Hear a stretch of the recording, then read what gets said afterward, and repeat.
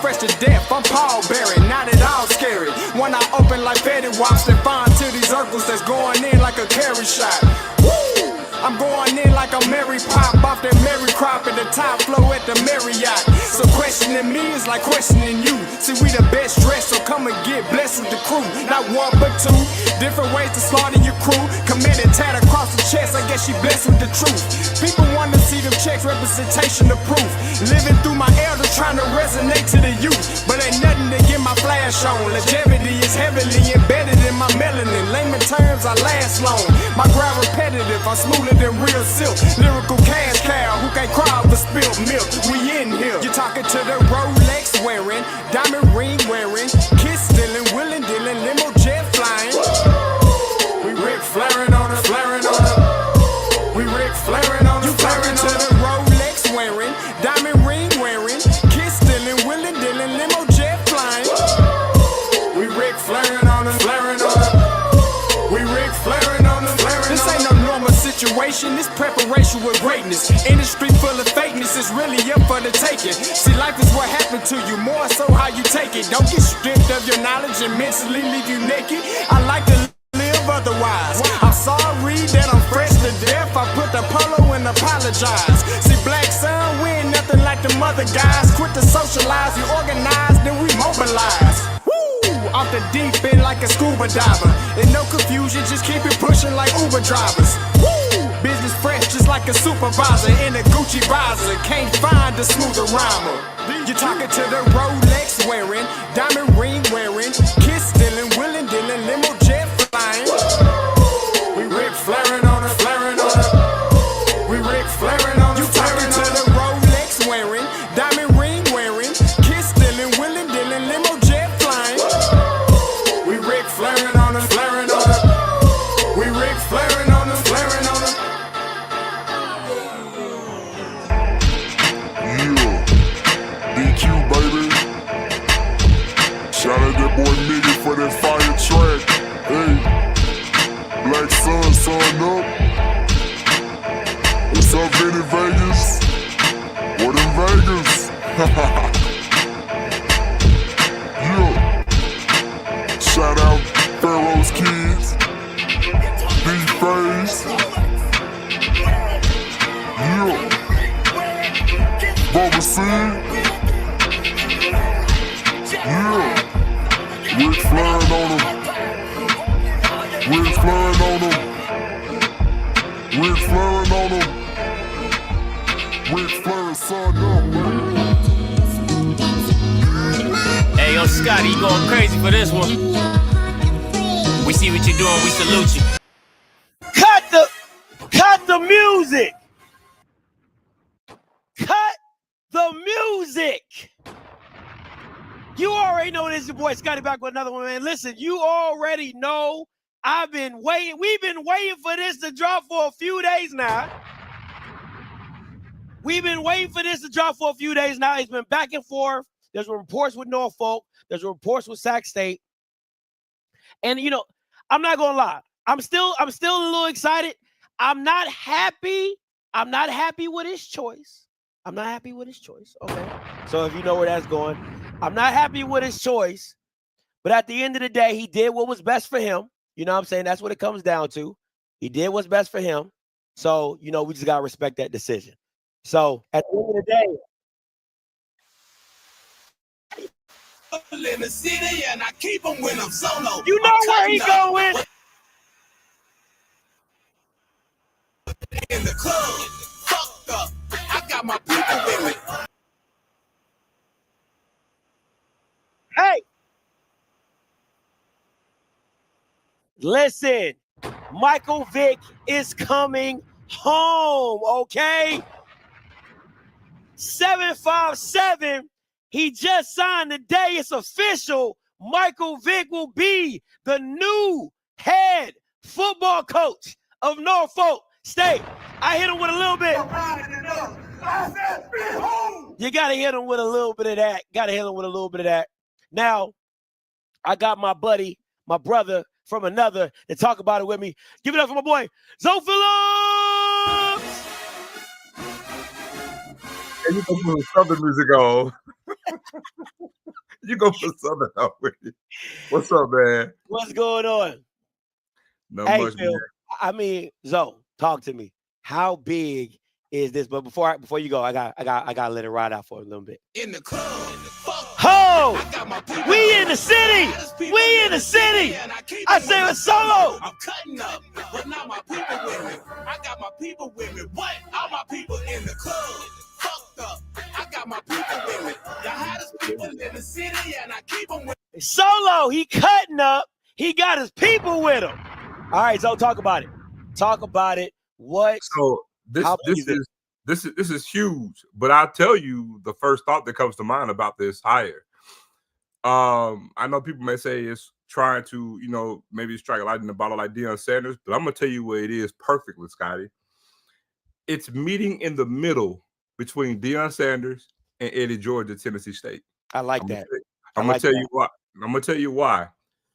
Michael Vick isn't as much of a lightning rod as Deion Sanders is. He's huge in the football lexicon, right? And in the newer generation, more so than Prime was, right? Prime was like Michael Jordan and cleats. Mike Vick with the Mike Vick experience, it's a huge deal by having his name to it. But the reason why I say split you in the middle is because Eddie George was a local fixture in Nashville because he played with the Tennessee Titans. This is different because Michael Vick is from the area. Absolutely. He's homegrown. So I would give this is almost like similar to like the football version of Penny Hardaway in Memphis. Oh, I like that.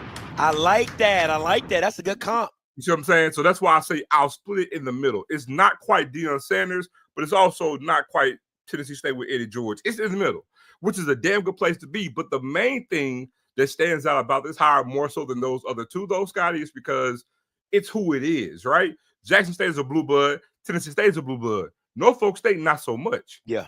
And so, again, he can actually really make this his imprint. He can really be the face, not just because he's the coach, but literally have a major imprint on Norfolk State football because, again, they've never had the heights that a Tennessee State and Jackson State has. You know what I'm saying? So like Jackson State gave the keys to Prime.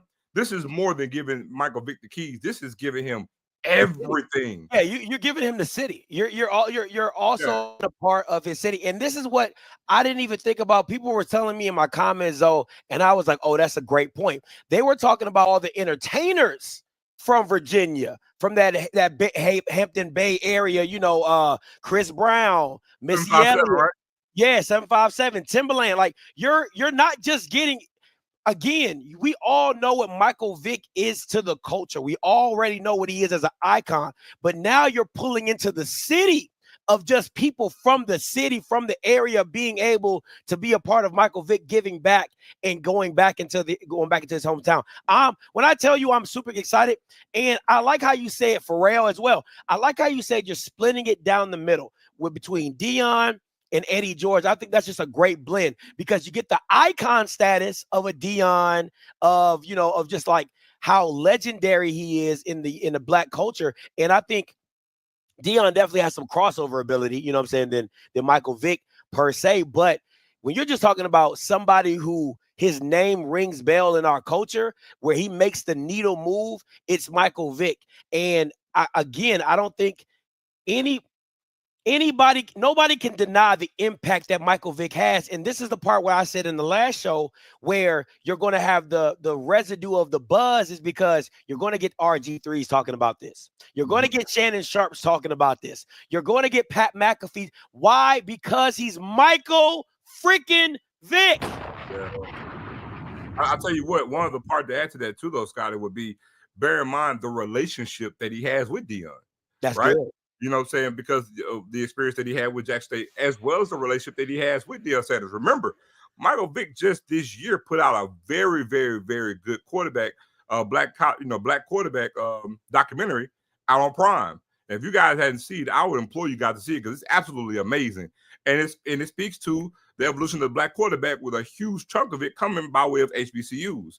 And so, again, you talk about all those relationships, not only just with Deion Sanders and with Eddie George, but with Doug Williams, with Shaq Harris, with all the HBCU quarterbacks that came in.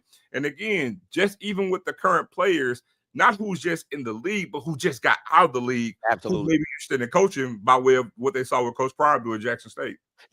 You know what? I think you're diving into this a little bit deeper. What's to stop Amazon Prime from jumping on this bandwagon as well as they did with the Coach Prime series? Now, I don't know how Michael Vick is with, just the TV, the lights, and all, just stuff all in his business like that. He seems kind of more low key, kind of laid back, cool type of guy. But those are also possibilities as well. And I'm just curious to see what this staff is going to look like, because that is the key of what he's going to try to implement down in Norfolk, who he's going to bring in, your DC, your OCs. Is he going to be the quarterback coach? Is he going to get a quarterback coach? Is he going to, the DBs, the connection that he has? I think all of this goes in play. But if anybody is happy right now, it's the Celebration Bowl. Listen, John Grant is at the house kicking his feet up because he says, if I'm able to get Michael Vick, if I was John Grant, I'll sabotage everybody. I would sabotage everybody to make sure I have Michael freaking Vick, number 7, in the Mercedes-Benz Dome in Atlanta. It's a perfect marriage. You can't ask for anything else. And again, that's a great point. But also, when we talk about the staff, we cannot, forget where he's going. That's key. Again, so the pressure to win immediately won't be there like it was at those other 2 destinations when we talk about Tennessee State and Jackson State. Norfolk State has never won the MEAC championship. So, for all intents and purposes, they have a great band program. It's a great school, but when it comes to athletic success on the football field, they haven't had it. So, again, there's not going to be a pressure. Now, we're expecting to see them trending up in the first year, obviously, when we see the staff and what all they put together. But we're not expecting, or right now with these news, to say, okay, we expect them to go win in year 1. They're going to have 8-9 wins, or even the second year. So my thing is, I'm not saying it's going to be a slow build by any means of the stretch, but what I'm saying is there's no initial pressure like he has to go in and he has to have 8-9 wins in that first year. But I am interested to see who he's going to put on staff, to see what that looks like. And I can almost assure you, of being familiar with how the process was in the past, before this opportunity came to him, he had some guys in mind for his staff. I can assure you that.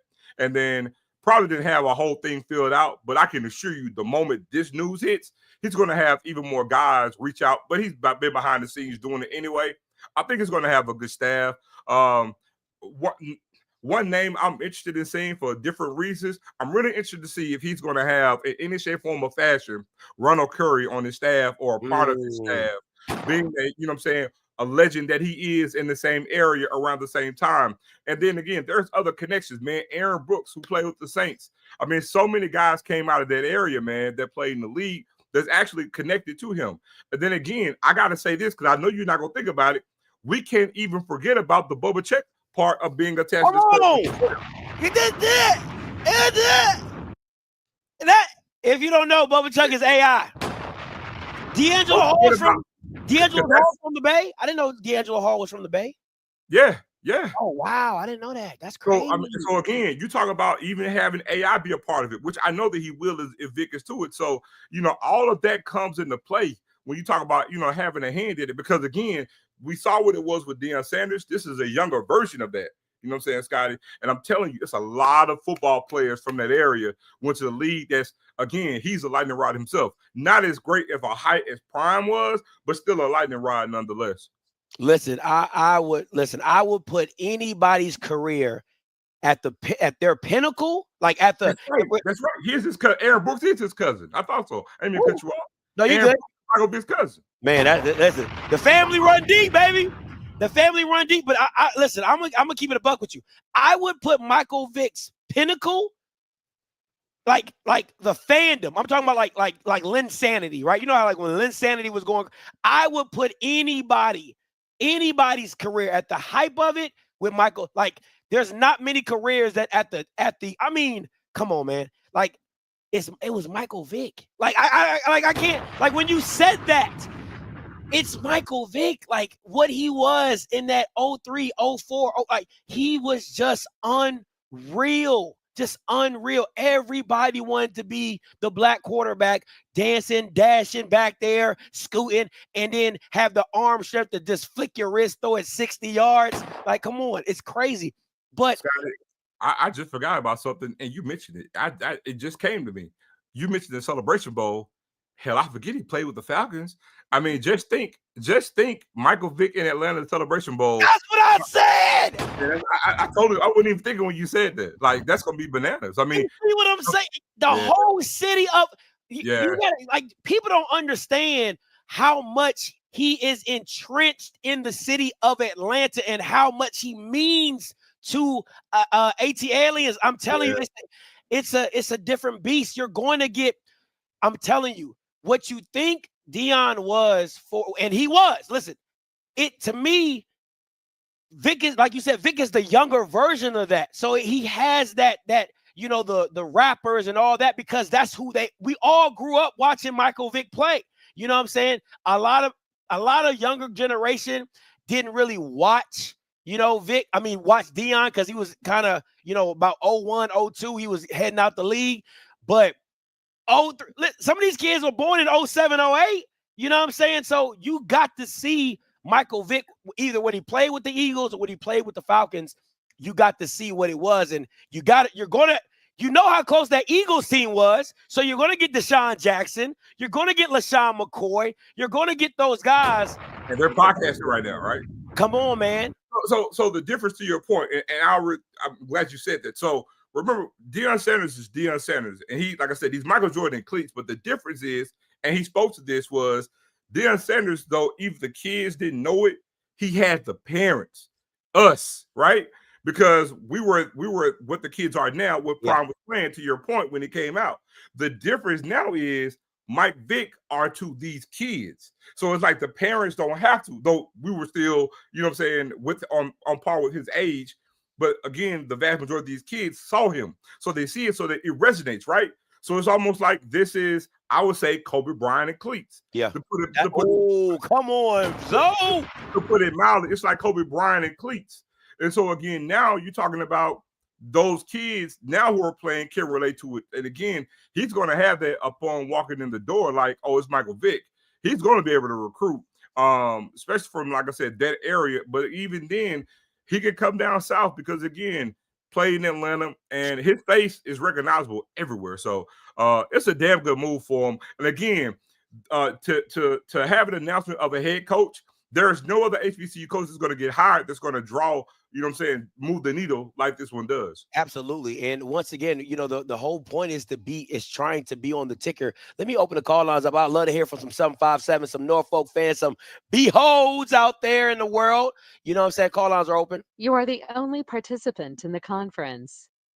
All participants are muted. If you are new to the channel, the call lines is 518-263-8124, 518-263-8124. Now, and he's coming, listen, so he's coming at the right time in college football, because one, we all understand NIL. We get all that, but that's not it's the transfer portal.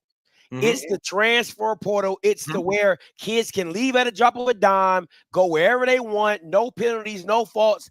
You're talking about him getting top level talent without him having to have the crazy amount of NIL money. Why? Just because he is Michael Vick. And Norfolk is not a slack in facilities. You're not asking him to rebuild anything. You're just asking him to generate interest, bring the fans into the crowd, and bring the city out. If you bring 757 to the game, you're sold out right there. Go ahead, Zoe. Well, here's the thing, too. I'm glad you mentioned it. Do you know who has the biggest stadium in the MEAC? Norfolk State. Norfolk State. So again, when you talk about, you know what I'm saying, being a draw, to go from, I don't know where they are in the lexicon of how they do attendance, but again, I have to use Deion Sanders as an outlier because, again, it was an anomaly. So when you talk about Norfolk State, right, you know, we always said Jack State it helped because of the optics of the vet, right? Because again, if you could fill that stadium up, you know, the optics of that looks good. Well, Norfolk by far and away has the biggest stadium in that conference. If they can get, you know what I'm saying, everybody does good for homecoming, but if they can pack that stadium out, it's going to look different because it's by far and away the biggest stadium in that conference. I mean, they have just a shell over 30,000.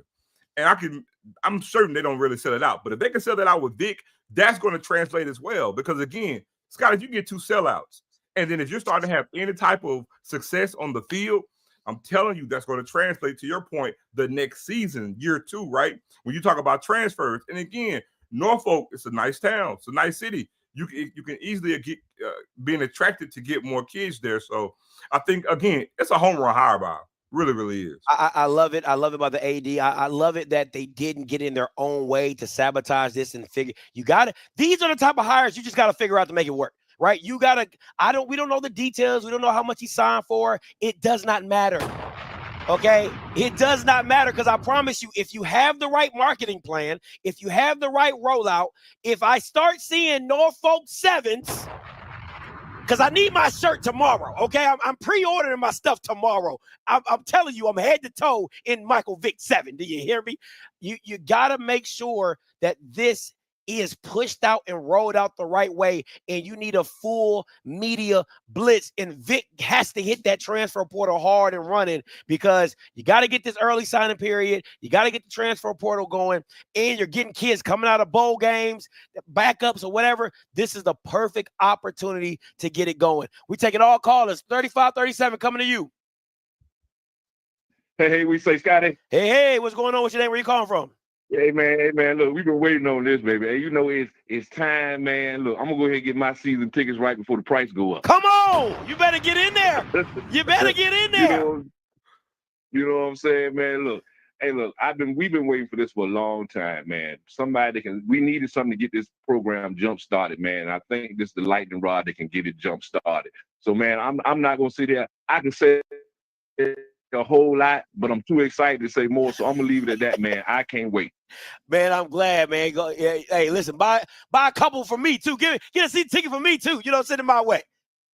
That's what's up. That's what's up. All right, Brody, appreciate the call. Listen, if anybody don't know, your boy from Maryland, okay, DMV, you're good with me. I will happily drop my kids off in Silver Spring, Maryland, and drive my happy butt 3 more hours to Norfolk, Virginia. You better believe me. 0915 coming to you. Hey, Script, look, let me tell you something, man. He really don't have to go anywhere. Look at all the military families that's in that area. Oh, I forgot. That's good. That's good. Listen to me, man. Yes, I'm with Zoe. I'm a Jackson State fan, and I live in Mississippi. But I saw Vick. I was stationed in the military up there. I saw him as a high school kid play at Warwick High School. So when you talk about the likes of Brooks, Ronald Curry at Hampton, Vick at Warwick, man, it's all kind of access to athletes in the area. You have the Navy, you have the Army, you have the Air Force, you have the Marines. I mean, he got everything you need right there in Hampton Roads. He don't have to go nowhere to recruit. Listen, because I hope. Listen, at the end of that's the whole point of this. You want to get the best of the best to come out your city. That is the whole point of this. That's why you bring in a Michael Vick. That's why you shut down. Listen, you make Liberty, James Madison, ODU. You make them afraid to come into the 757. You make them afraid to come into that recruiting area. Why? It's because it's Michael Vick's area. It's like, man, we gotta go battle with Michael Vick. God, dog. But the main thing is, if I was him, I would start off over there across the street from Hampton University at Phoebus High School. They have some show enough talent over there at Phoebus High School, over in Hampton, Virginia. So, I mean, like I say, it ain't no shortstop, and they have. I mean, it's just a plethora of athletes up there in that area. Can't wait to see it. I get what you're saying. I mean, I was even up there when Norfolk State didn't even have a football stadium when they played at Old Dominion University, because Old Dominion didn't have a football team. That was during the era of Kermit Buggs and Aaron Sparrow and all them guys, James Rowe and them all. Got you, man. Appreciate the call. Listen, Zoe, let me ask you this. Vick steps into the MEAC. Where do you place him in coaching?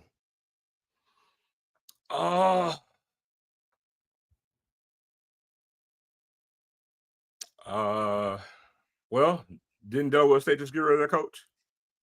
Yep. I heard they're trying to get Rob Milstead. Okay, so Delaware State just got rid of their coach. We know where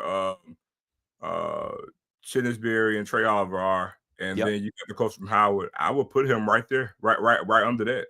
You know what I'm saying? And I'm gonna use experience now. I will say this: we do know that Vic right now has been, he's been coaching like a lot of youth football, and he's been actually doing a lot of quarterback coaching on the youth football level. He's been doing that for about the past, I think, 2 to 3 seasons. But the main thing when people, and I want to say this too, that curve on coaching, it's very short when it comes to quarterbacks. Just because of the nature of the game and what they do. I can assure you, if he has anybody like Eddie George did by having someone who has some experience to consult with him over this, I wouldn't really worry about that because I don't foresee him being the OC. He's going to be a CEO type coach. He'll have to motivate, recruit, be the face of that program. And if he goes about it that particular way, I mean, his own thing is going to be game management. And typically, quarterbacks, they're typically good at that just because of the nature of the game. So, I mean, under that premise, I mean, I could put him right there. I'm gonna be respectful to put him right under Chinnisberry and Scott and Trey Oliver. I like it. I like it. Man, these call lines are blowing up. Herb, coming to you. Oh, what up? My bad, Herb. Coming to you, Herb. Got you. Herb. Somebody mentioned earlier on the call, man, about Vic and recruiting. I don't think people realize how big that is. Vic, I mean, there are at least 3 or 4 high schools in Hampton alone that he could probably blink an eye at and get top recruits out of those high schools. Hampton. We're not just talking about Hampton Roads either. We're talking about the entire peninsula area, all the way up to Richmond and down to the Carolina border, where he's going to have influence. Anybody thinks there isn't any talent in 757, ask Virginia Tech. They live down there. That's all they do. That's all they recruit is 757, Virginia Beach, Suffolk, Norfolk, those areas. So just from a recruiting standpoint by itself, it's huge. There's going to be he's going to be able to attract a lot of talent, just within the 7 cities by itself. Not just in terms of high school kids, but kids coming out of the portal too, kids that don't want to come home. Yeah. So, yeah, it's huge. It's really, really good. And I'm happy for Norfolk to get, to land them like that for real. Man, I appreciate the call, Herb. I know you know that area. I know you about to be on the hotbed down there, boy. That thing about to start jumping. Yes, sir. It's about to start basketball and football this time, man. Oh, you about to be living a good life, man. Appreciate the call. Hey, go ahead, Zo. I was going to tell you, to be honest, the timing couldn't be better. If all who are listening don't know, 2 weeks ago was the very last time that we'll have an early signing period for signing day. It's over with. So now we're going to just the standard time of having signing day in February. So now you talk about making this hire before Christmas. Go ahead and get your staff in tow. Now you talk about, for all intents and purposes, most FCS programs and HBCU schools during the signing day, at the most, they may have gotten, 3 to 4 players. Nobody really signed a lot. Jackson State got 11. We still didn't do the full allotment because, again, the nature of the beast, we get trickle-down effect, and we get the majority of our players in February, and then we hold scholarship for guys in the portal. Well, Michael Vick now can sit here and, the portal's still open. Put some guys in the portal, whatever the case may go when he gets there. And now you're talking about recruiting. Oh, my God, it's going to be insane. It's going to be pure insane. Pure insane. Because you got to think about it like this. If you're a kid, a quarterback, how you're going to get early commits just because you're like, hey, I want to get in before all the, I want to get in where I fit in because I don't want to be number 6. I want to be number 2 or number 3, or at least Michael Vick's first commit. I mean, you know what I'm saying? It's like the dude who signed with Bill Belichick, the first commit to sign with Bill Belichick, right? You get that type of publicity. And how special is that Michael Vick felt you were that important? You're my first guy. No different than, I think, Deion getting Dejan Nugget Warren, the number 1 corner. Am I correct on that? Yep. So, man. Hey, I'll tell you what, and sign the times, y'all can think it's crazy if you want to. Michael Vick, this hire is enormous. Get his staff announced. The very next thing that's going to be major for them, media team. I'm available, Vic. I will move to Norfolk and listen. I'll be your Neely.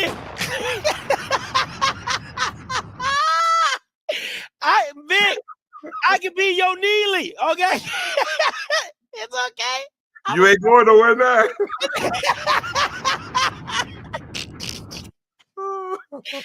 You know what I'm saying? That's what you need, Vic. Hey, Scotty, you got the pull guy right back. Yeah, I'm just return. I'm just get my, you know what I'm saying? You know what I'm saying? I can be, if you need, I can be your behold team. I can be your behold team. Okay, come on, man. Let me get to the callers I haven't seen before. 6309 coming to you. Hey, it's my turn. Yeah, you live. Man, this ain't even nothing about Vic. They got you on tape, my boy. What? They got you on tape. Tape of what? You said Jackson State wasn't gonna win the celebration. Man, I ain't. Oh my God, what are we talking? I don't care, boy. What are you talking about? Shut up. Get off my line. 3483 coming to you. Man, what's going on, Scotty? What's going on? What's your name? Where you call from? Hey, man, I'm calling from Columbia, man, South Carolina State fan, but I think this is good for the MEAC. What I'm starting to hate is these HBC purists. He don't have no coaching experience and yada, yada, yada. What I tell people, he has access to Andy Reid. He still has Tony Dungy as a mentor. I'm pretty sure they will help him construct a staff around him to kind of carry those shortfalls. But what I try to tell people, you talking about he is like a coat. He is a coat legend. He is a street legend in the Virginia area. Come on, the Hampton Road, the Newport News area where he's from. Those kids that he can attract, they're just a star power, and it's just like he's Mike Vick. And when people don't realize that, and I'm gonna say in my neck of the woods, they don't realize that he has the cachet to pull kids that they didn't have. Now you making Norfolk attractive. And the biggest thing, they have the facilities. They have the facilities to accommodate and attract better kids there. So I said in a year or two, I'm pretty sure they're gonna hire a former head coach on that staff because there's some administrative stuff and there's some organizational That's good. stuff as far as travel, all that stuff that they can help him with as he gets up to speed. And it's just like if he's coaching youth football, he's been around it. He's gonna take his lumps, but the sure fact that he can attract players and never forget, he's still with Nike. He still has an owner in Philadelphia that still reveres him and help. He has access to certain things that a lot of these coaches won't have access to.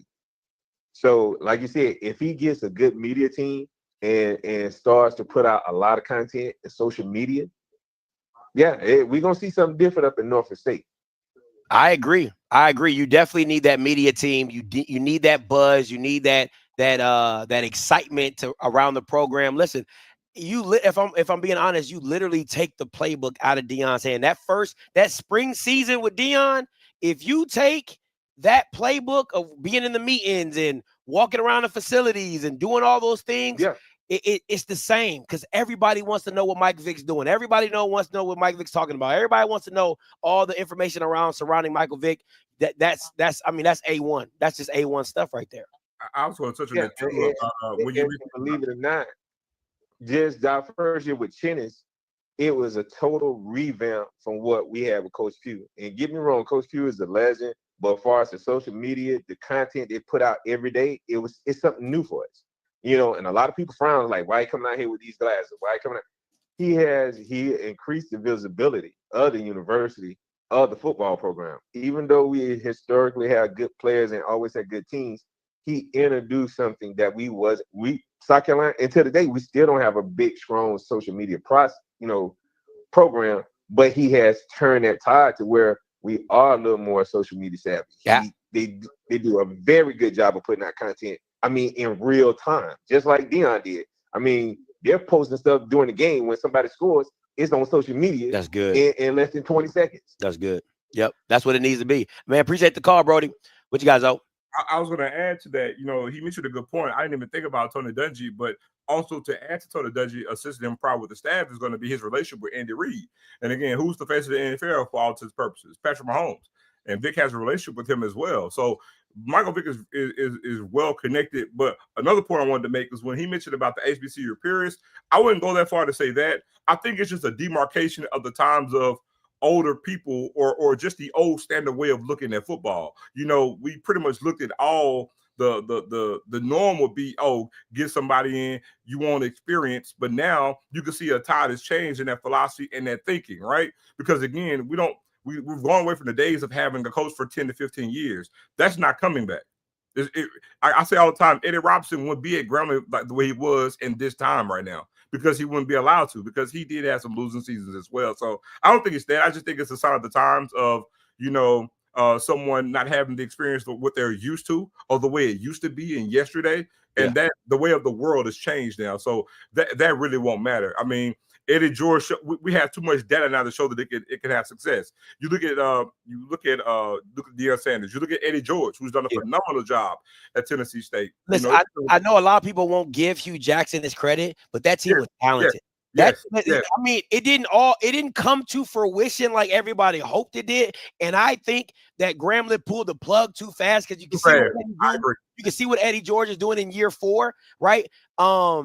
My thing is, I think Grambling pulled the plug on Hugh Jackson too fast, and they didn't give that thing a time to slow cook.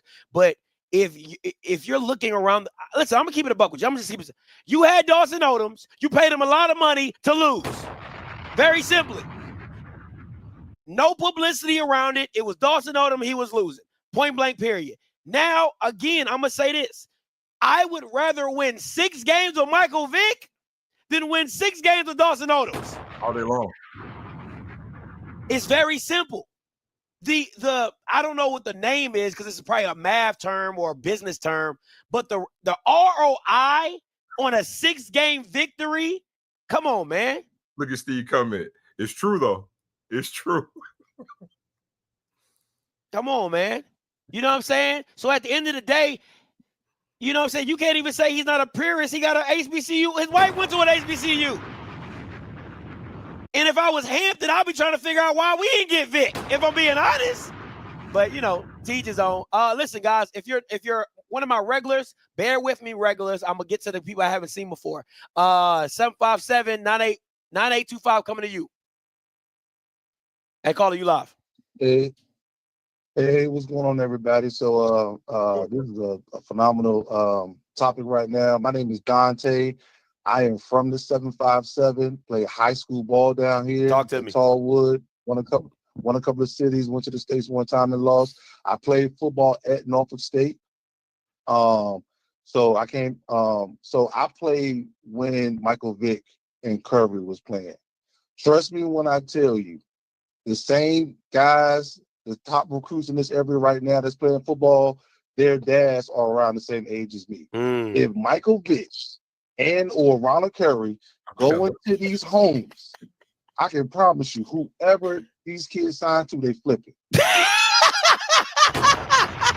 And for those who are not from this area, Michael Vick to the 757 is going to be way bigger than Deion to Jackson. That's fair. I'm just calling it a buck. I'm calling it a buck. ODU, UVA, Virginia Tech, shout out to the schools, but a lot of those players are going to get flipped if he comes to this area. So perfect word, if he signs Ronald Curry, it's going to be around any quarterback in the state is coming to Virginia. Stadium, seats over 30,000. The games are going to be sold out every single game because it's a big following. And it's not going to just be people from the 757. Big guy fans all over the East Coast, and he's going to probably have some people coming from Philly as well as Atlanta coming to the stadium. Yeah. We already talked about recruiting. You know, the coaches, of course, they're going to bring some veteran coaches to the staff with them. I'm pretty sure he's going to bring some star power. Probably going to bring some folks with some yellow jackets, if y'all feel me. You know what I'm saying? I like what I'm hearing. I like what I'm hearing, Mr. Dante. Yes, sir. And he's going to, of course, he has to bring some veteran coaches with him. All right. And another thing about this, he's going to bring a winning tradition because think about it. You know, with these Power 4 programs, they're always bringing their alumni. Well, guess what? Imagine Michael Vick bring it down to Ray Lewis just coming on. The kids go to the weight room, they see Ray Lewis in the weight room. Yeah. They see Randy Moss in the weight room. Yeah. They see a Calvin Johnson in the weight room. A Roddy White, you know what I'm saying? All those guys, yeah. Ronnie White. Yeah. Imagine him. The kids come to a meeting and they see Bruce Smith in there. They see Plexico Barris. They see not only just the football players, but they're gonna see a Bubba Chuck from this area. They're gonna see a Joe Smith and Alonzo Mourning. He's going to surround these young men with so much talent from this area that made it out of this area. They're gonna have no choice but to win. So the portal is gonna be great. It's gonna be sad, but I know a lot of players that's on the current team. They're gonna probably jump in the portal and leave. But hey, that's a part of this game. But I will tell you this: if not the first year, by the second year, that team will be turned around. So I'm gonna land my plane right there. And I just want to let you know I'm new to your platform, man, and I'm loving what you're putting out. And keep up the good work. Hey, appreciate it, Mr. Dante. Thank you so much for the support. Thank you for the call. Appreciate you. Hey, listen. I just want to mention since he got off here. Listen, I know y'all heard me drop the name, and it might not resonate to some of you, but listen to me. As big as Michael Vick is, when I tell you, ask anybody in Virginia, Ronald Curry, Mr. Basketball. I mean, he was the player of the year, made All-American in football and basketball at the same time. When I tell you he has a cult-like following, he was just as big as AI. Trust me, I'm telling you. He came out the year after I did. Ronald Curry played basketball in North Carolina and football in North Carolina. But in Virginia, he's like a local legend. Trust me when I tell you, and the guy just told you, if Ronald Curry come in that dude's staff with Michael Vick, it's a wrap. Does Ronald Curry coach? I mean, Vick don't need to coach in my opinion. I don't know, Scotty, but again, if he's doing anything with quarterback, and I'm telling you, it's gonna be insane. Because it's like, look, it's AI, and it's like Ronald Curry and Michael Vick. But Michael Vick is above Ronald Curry, obviously, because he played in the NFL and he was a bigger star. But I'm just speaking like locally, you know what I'm saying, like the local lore. Man, Ronald Curry is there. I love it. I love it. Let me see. 16. Listen, guys, if you're a regular, bear with me, okay? I'm going to people who have not called in before, who I haven't seen before. 16, like I see you, Rocky. I see you, Bridges. I see you, Dion. What's up? You got something to say? I just saw in the chat. Ronald Curry is coach with the Bills, right? Coach quarterback with the Bills. Okay. That works for me. 16, 69, coming to you. Scotty. What's up, man? What's your name? Where you calling from? This is Zay Bolden. What's up, Zay? I gotta label your thing. I'm gonna label your jank right now. Okay, go ahead. Man, this is exciting. I'm excited about this news, boy. I'm excited. This is amazing to hear. You know how I feel about Vic. As a recruit, as a quarterback, as a dual threat quarterback, why wouldn't I be taught by the greatest dual threat quarterback of all time, and Michael Vick?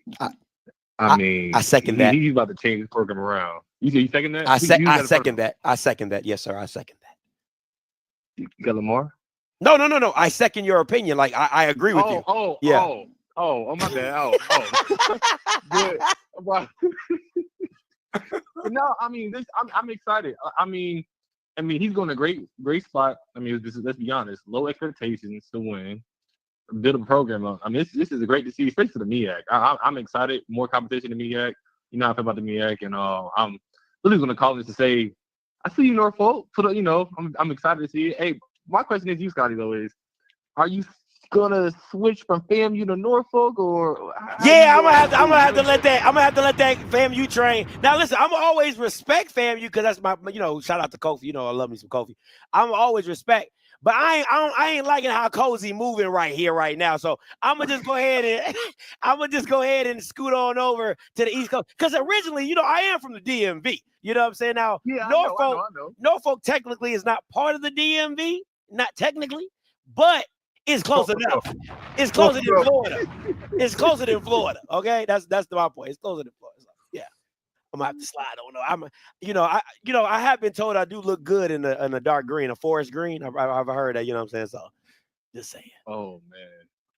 Well, that was all, man. Let's color to speak my opinion on this, man. I'm excited for the HBCU community, man. Hey, appreciate you, Zay. Good looking out, Zay, man. Let me see. Rocky, coming to you. Hey, what's up, my brother? Today is a wonderful day, guys, man. It's a wonderful day. I think this is a this adds more and more energy to HBCU football, man. This is tremendous, and I can't wait to hear what Coach Cole has to say about this hire. You know, he is completely anti-celebrity coach, and I can't wait to hear. I'm pretty sure he's gonna have a whole rant about this, man. But this is exactly what I believe HBCU football has needed for years. You got to understand, Mike Vick and Deion Sanders are not just ex-NFL football players. They are flat out legends and cultural icons.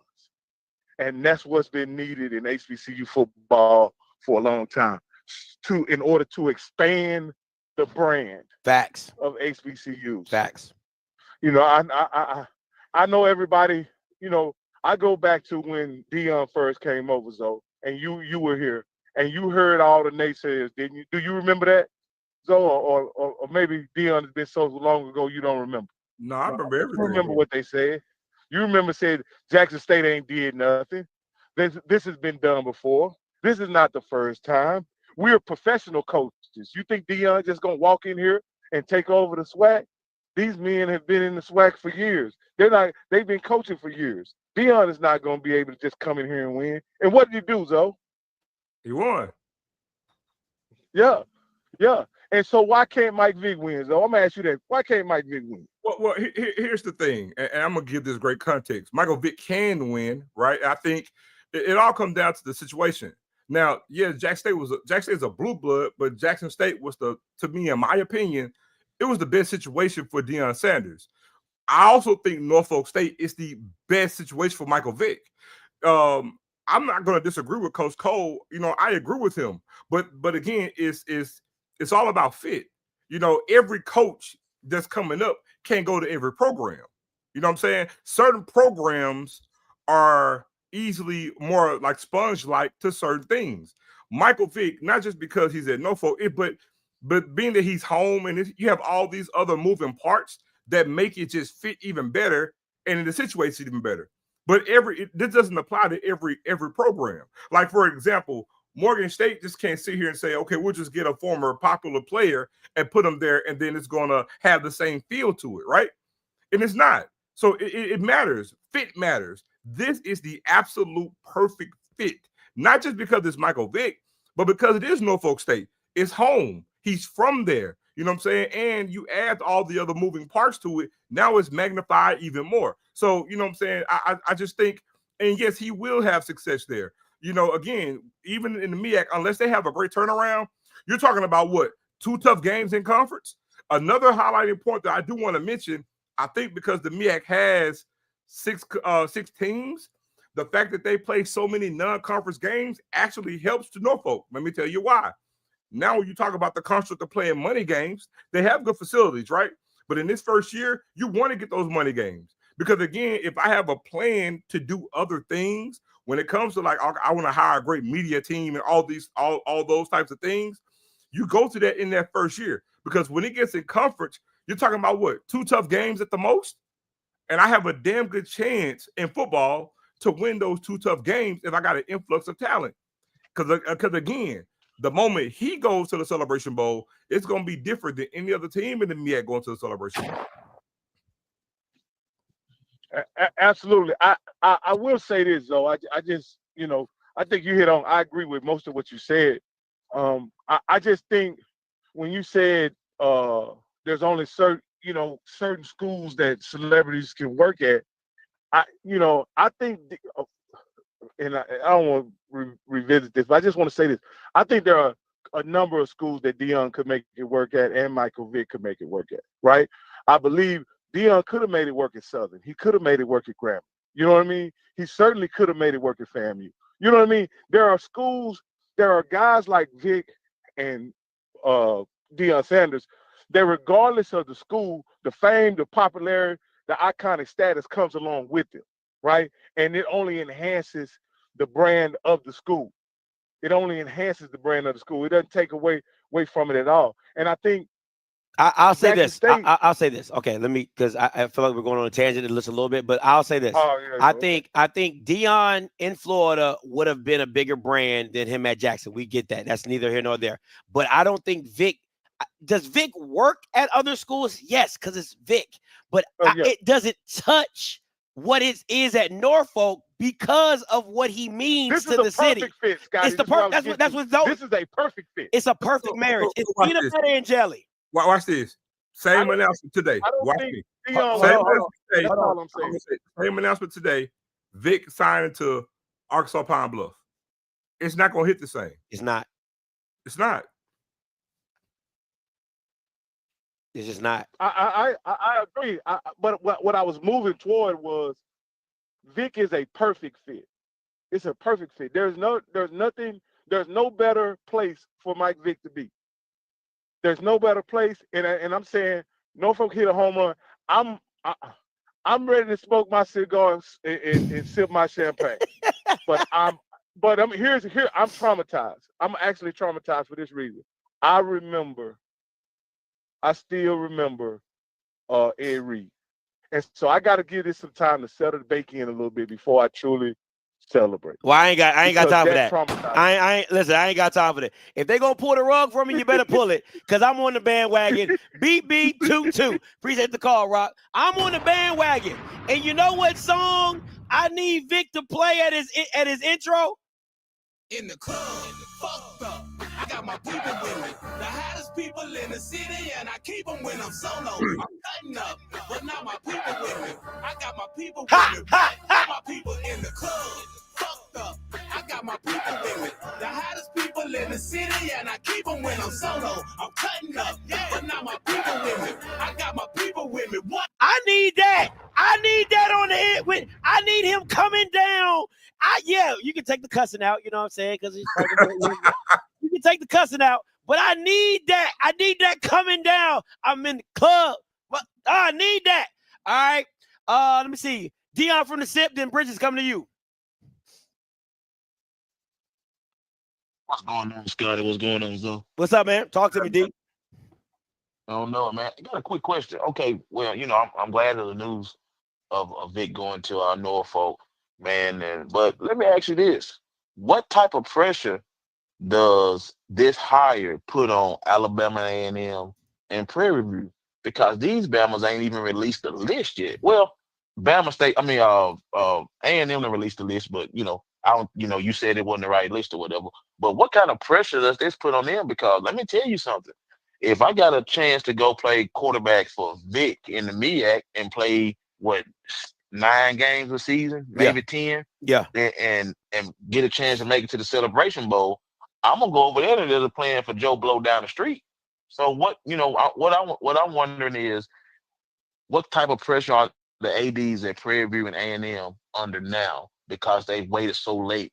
And hell, who knows? They could have very well reached out to Vic. You know what I'm saying? I'll listen offline, man. What's up, Zoe? What's going on? I'll go first. It doesn't put any pressure on them. I can assure you, pretty much being familiar with how some of this goes, a lot of times they pretty much have a few people in mind already. You know what I'm saying? And then again, too, we don't know the ins and outs of how this whole thing came about with Michael Vick. You know what I mean? I'd be a thing where I put it out there to all these schools that, hey, I'm available to coach. You see what I'm saying? This could have been a one thing to go directly to Norfolk. Hey, I'm home and I'm interested in taking this particular job. And so, to answer your question about Prairie View and Alabama A&M, you know what I'm saying? And there's things out there about who they have in mind and what they're doing. And we don't even know how far along they are in the process. And as you're familiar with HBCUs, they don't put everything out there on Front Street. There's a lot of things done behind back doors. So it's not, I can tell you right now, it's not generating any pressure at all. I can assure you that. Well, listen, there's no pressure for PV. They got 12 fans. Okay, so they just try and live in between, you know what I'm saying, being semi-relevant and making money in the Texas A&M system. I mean, that's really what. So that's neither here nor there. And Alabama A&M is a basketball school, so they do not care. Okay, so you're asking, if you were asking like Grambling or FAM or like schools that care about football, then I would say, yeah, they probably just a little bit, right? Just that. But you talking about two schools who do not care. They don't care.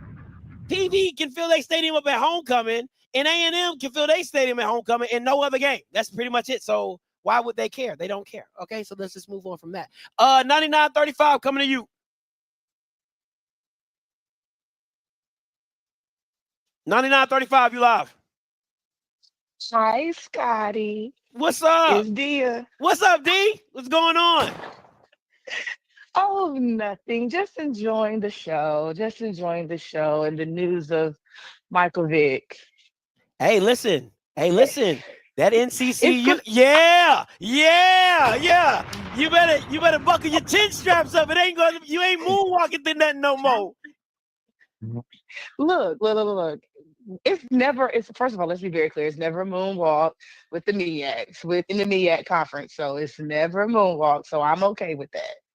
But I think it's going to be good. I'm going to pay attention. For me, I'm going to watch and pay attention what the MEAC does and how they capitalize off of this. Talk to him, D. That's the thing.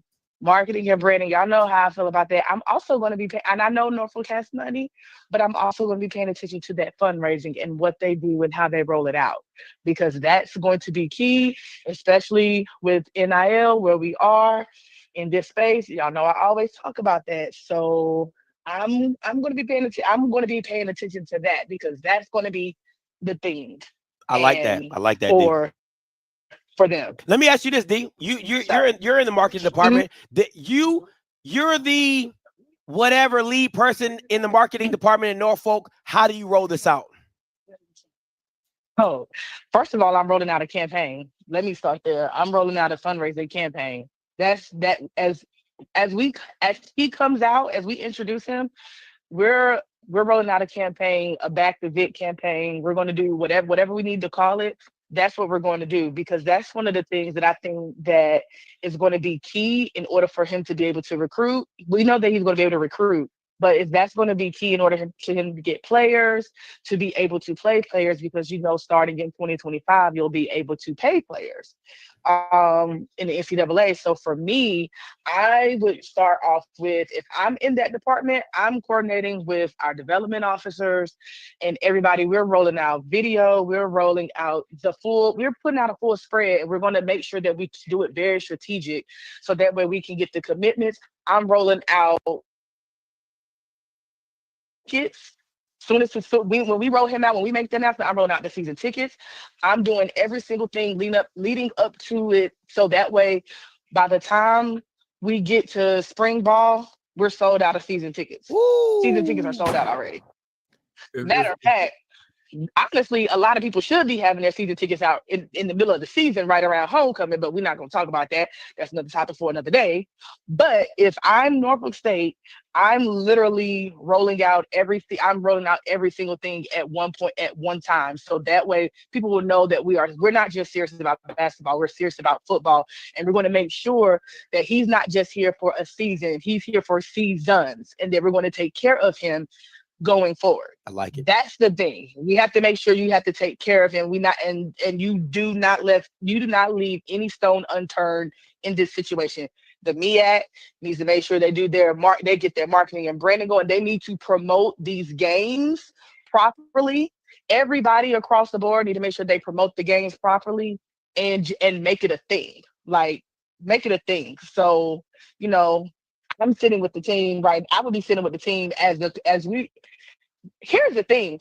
If Norfolk State, I don't know anybody at Norfolk State, but I'm not saying they're not smart and they're not dumb. But if Norfolk State is smart, as they're going through this interview process, I would have already, in my space, we always say decks get checks. I'm rolling out a deck in the presentation to him, or what he's interviewing with us, but I think people forget an interview happens both ways. He's interviewing y'all the same way y'all are interviewing him. Yeah. I'm going to make sure that I have a deck presented in front of him of like, this is what we plan to do. This is what we should be doing. This is preliminary. Just something. It ain't even got to be a 10-page deck. It could just be a 4-page deck of what these are the key points that we're going to make sure that we hit and we're going to roll out for you. Decks gets checks. That's all I know in my space. We get checks with decks.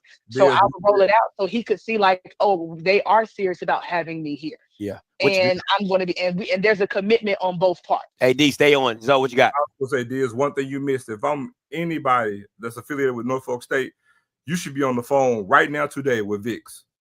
Today. Any type of corporate sponsorship or anything, VICK Vapor Rub. Today. Everything. I'm dead serious. Without every single thing. Hey, listen, you know black people love that VICK, boy. Hey, listen, you ain't lying. They love that VICK. Go ahead, D. What you got? Let me tell you, it's so crazy because I was sick not too long ago, and when did I go to the store and pick up? I went and picked up some VICK Vapor Rub. We sold it all the way. I'm trying to tell you. I'm telling you. Today, I'll be on the phone with any type of NIL or corporate sponsorship. All parties. I'm just excited to see. I'm excited to see being on the West Coast. I'm excited to see how it's going to be, to see what they do to garner people to really be intrigued and watch, especially with things that are currently happening in the MEAC office. So absolutely, man. Appreciate it, D. Appreciate the call. You're welcome. All righty. Hey, listen. That's D from HBCU Nightly. Make sure y'all go check them guys out on Sundays. Zoe, let me ask you this. And I think you have I think your ground experience with Dion coming into this space and really hitting the ground running for your school. If you were a consultant for NORFOK, how do they roll this out? I mean, I would take the exact page out of Deion Sanders. Just put it into a new millennium version of doing so. You know what I'm saying? Because again, Michael Vick is younger, so it's a younger reach. Because again, those players actually see him play. The thing about Prime beforehand, more so than Vick, I have to say is, you know, Vick may have had a marketing machine behind him when he played, right? But Prime was a marketing machine. It's a difference. Yeah. But then also Prime legit had, you know what I'm saying, a marketing machine behind him as a coach. You know what I'm saying? With Michael Strahan's company. I forget the name of it at the moment. But I mean, go with that. I mean, and they should be on tour with everything. That's what I'm saying right now. They'd be like focusing on, hey, we need a media team or people right now because we're planning this press conference. We're going to roll out this press conference, and literally after the press conference, you know, to go full bore, all things Norfolk State. I mean, Behold should be everywhere. Matter of fact, it should be VICK Behold everywhere. I'm telling you. Behold with a 7, it got to be. I mean, listen, listen, everything got to have a 7 in it. Every single thing. Go ahead. My bad. No, I was just reading the comment. I was saying Smack Entertainment. I forgot the name of the company. Yeah. But yes, I'm serious. I'm not trying to be funny. I'll be on the phone with VICK right now, today. And I'm saying, look, get a marketing company behind it. I mean, and it should be, he should be, and just like Prime, that next day, man, he should be on Good Morning America. I mean, Good Morning America. He should be on, Good Morning Football on NFL Network. He should be on Inside the NFL. I mean, any type of football program you could think of, Michael Vick should be front, face, center. I mean, and this will be a brand new. I mean, they automatically leapfrog. South Carolina State just played in the Celebration Bowl. Literally, they leapfrog them. When we talk about the optics and just facial presence everywhere within the MEAC, they leapfrog everybody. And how many games they win last year? How many games they win? 2, 3? Because I don't even know. 2, 3, 4?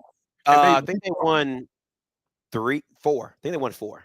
And Scotty, and they leapfrog everybody as the face of the conference. Absolutely. Now I gotta say this too, just like Prime, a lot because look, when you're a lightning rod, now everybody gonna be gunning for South Carolina State. They probably still will be gunning for them because they're South Carolina State. Yeah. But you know what I'm saying? Everybody's gonna be gunning for them. But again, you want that because again, iron sharpens iron. You get everybody best shot, and you happen to be in those games that you win. Makes for a better contested team later on down the year. But I'm telling, but to answer your question, how they roll it out, man, take a play out of everything. I need to see number 7 and Behold and that Trojan head everywhere, yeah, in everything that they could even think of. Simple. Hey, and listen, shout out to my boy Jeff for adding me on that. I appreciate that. But so you know I ain't lying. Just so you know, y'all don't believe it till the white man do it. Sometimes you gotta pop out and show niggas. Certified boogeyman, I'm the one that up the scope. I told you, he was coming home. All right, heard it here first. Welcome home. Welcome home. Welcome home. Bridges, coming to you. Yo, what's up, man? What's up, man? Talk to me. Shoot, this is the best time since Willie at Jackson State at Jackson. prime with Jackson State. I can't even talk right now. This young lit, bro. Like this young is too lit. Like Vic about to have the whole culture on the way. Like for real, like better than Deion. Vic is our generation. So this about to be lit. Thankful, and that's all I gotta say, bro. Man, appreciate the call, though, B. Let me see where I got Cal coming to you, 9868. Hey, what's going on, fellas? What's going on? Talk to me. Hey, well, I was doing some quick numbers check. You know, when Deion went to Jack State, we were like middle of the road, swag budget runs.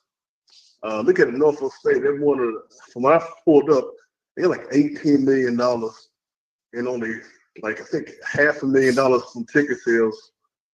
So with Vic coming there, that should shoot that way up. And that's like the second highest in the MEAC, more than North Carolina Central and North and South Carolina State. I couldn't pull up Howard and Delaware State times. I don't know about Delaware State. So financially speaking, he already in a better place than what Deion was in Jack State. That's fair. That's fair. I mean, I think, but this is the hard part, right? See, I think support-wise, Deion was in a better situation. Right, like Jackson loved their team. I mean, Zoe talks about all the time. They still led attendance even when they had losing seasons. So he was in a good situation for that. All they needed was a spark. I think for what Vic is for 757, they understand it's a rebuild, but they understand it's a city rebuild. Right, it is literally reigniting the city and Norfolk State all in one, and I think that's 10 times bigger. But I do believe Deion started in a better spot. What you got? What you got, Zoe? I like it. You see they're putting behold, right? Hey, you with the sevens. I like it. Hey, give me a shirt today. Okay, like give me a shirt today. I like it. And one of the things too, when I looked at Norfolk State had one of the highest attendance in the MEAC, according to what I pulled up. Like they average like 14,000 people per game. Hey, listen, that's about to double tomorrow. That's about to double tomorrow. Had different numbers. Yeah. I mean, well, look at this way. Like, you know, I used to live in Virginia. I used to live in Quantico. I was stationed in Quantico. And my sister lives down in Hampton. So I've been down to Norfolk State campus. I've been to that area. It's a lot of people you can pull into that area. It's more than, you know, Jackson, that whole metro area is about 500,000. Norfolk area is probably like 1.5, 2 million people. So you can pull in a lot more people. And, you know, of course, if you sell it, you can sell it. I mean, the question I want to see who he puts on the staff. That's what I want to know. Yeah, that's what everybody's trying to know. That's what we're going to figure out. But appreciate the call, though, Cal. Listen, I'm going to try to get more information as the week goes along on what's going to be on the staff and who's going to be on staff. But, I mean, just overall impact. I mean, tomorrow is going to be bananas. Tonight's going to be crazy. But tomorrow, Wednesday morning, when all the news circuits pick this up, you're going to catch this on Nightcap. You're going to catch this on First Take. It's going to be absolutely pandemonium. It's going to be absolutely pandemonium. And you know, and listen, if you know who brought it here first. Okay? If you know, you know. And again, I'm going to keep saying this. We got some more callers to take. And if you want to call in at 518-263-8124, 518-263-8124, want to hear from people from Norfolk, see how they feel tonight. I just need to hear it one time. In the club, fucked up. I got my people with me. The hottest people in the city, and I keep them when I'm solo. I'm cutting up, but now my people with me. I got my people with me. What? All my people in the club, fucked up. I got my people with me. The hottest people in the city, and I keep them with me. Man, you talking about I might have to move to Norfolk. All right, you know, my wife, she's getting tired of the snow anyway, so Virginia might be the play. You know what I'm saying? Virginia Beach, here I come. It's out there, man. It's cycling. It's out there now. It's getting picked up. 98-94 coming to you. Hey, Scotty, how you doing? What's up? What's your name? Where you calling from? Hey, Scott, my name is Sanford. I'm calling from Atlanta, but I went to Norfolk State. I'm a proud alumni. I finished there in 1980. Scotty, let me and Norfolk is my hometown as well. I went to Norfolk State as well. Here's the deal, Scotty. A sleeping giant has just been awakened. Facts. Okay? I'm telling you, the talent within an hour and a half radius in terms of high school talent within an hour and a half radius of that stadium is crazy. Chesapeake, Virginia, Virginia Beach, Suffolk, Hampton, Newport News, Richmond. Okay, gobs of talent. I mean, just to feed Norfolk, And then here's the other thing, Scotty. Norfolk is when I say Norfolk, the Norfolk metro area, Norfolk, Virginia Beach, Chesapeake, Scotty, they got money, okay? Shipyards, okay? They got the shipyards. They got the, they got that blue collar money. I'm talking about guys and stuff that are making that $40 an hour, Scotty, but blue collar money. A little different from the Northern Virginia money where everybody wear neckties and stuff like that. And the government, all that government money up there, that tech money. Yeah. That's you guys, Scotty. You know what I mean? I'm just saying, Scotty, listen, you tell the guys you're gonna have to pay $200 for a season ticket, $250, and it ain't be no money off their back. Okay? All right. So I'm just saying it's gonna be crazy. You know what I mean? It is. So I just want to kind of throw that in there. A sleeping giant has been awakened. They just needed a reason because, like you said, we do 14, 15,000 now, and we know we're losing. You know what I mean? So, and like you said, we got a beautiful stadium, 30,000 is, on campus and everything like that. And, our band is top 5 in the country and everything like that. It's on now, Scotty. It's on and popping. That's all I want to say. Hey, make sure you at the game. Make sure you get your season tickets. Make sure you at the game. Oh yeah, I'm gonna do that. Like I said, it's my hometown, so I have to make 2 or 3 trips from Atlanta there. But yeah, okay. And like you said earlier, I know you mentioned it maybe a week ago, but you got Norfolk State alumni heavy in the DC area. They'll be coming home on the weekend, and North Carolina, Charlotte, and stuff like that. That's a 7-8 hour drive. Got casinos and stuff like that. Like you said, the beaches and stuff. Oh, it's gonna be on game weekend. It surely is, man. Appreciate the call. Thank you so much. I do have a good band. And that helps. That don't hurt. That don't hurt. D, coming to you. Okay, Scotty, I forgot to say this because I was having a conversation earlier with some people, and we were talking about it. We were talking about this. One of the things that's going to be important for this whole Michael Vick situation is going to be ESPN media, the media, the big, the national media, not us that sit up here, but I'm talking about the Stephen A's, the Fox Sports. All of that is going to be important because they're going to have, because I don't know if you saw the article when they were the other day where they were talking about him possibly going to Sac State. And in a couple of the articles, it doesn't say former NFL player. It says Michael Vick, who was sentenced to such amount of months for dogfighting. No. It's going to be important. It's going to be important for the media personalities, especially the Ryan Clarks, the Stephen A. Smith. It's going to be extremely important for them to nip that in the bud. They're going to have to be the ones to go not when they're on the show, but when they're off the show and they're in their production meetings. They're going to have to be the ones to make sure that we do not that it is not put out there, especially when they report it tomorrow, because we know they're going to report it tomorrow. They're going to have to nip the dog fighting situation in the bud, because that is one of the things that's going to, unfortunately, and this is a real conversation that we have to have. Like, it's great that he has this opportunity, but we also have to talk about what's going to come with it, because let's keep in mind the MEAC is only 6 schools, and what do we tip? And outside of the people that we play in our conference, we play mostly an out of conference schedule, and most of our out of conference schedules, where are we going to? PWIs. Exactly. So, of course, that is going to be especially when we play our one FBS game during the season, that is going to be something that's going to follow. And so we have to make sure, especially the people that support him on the networks already. I mean, he's already on a network prior to even getting the head coaching job.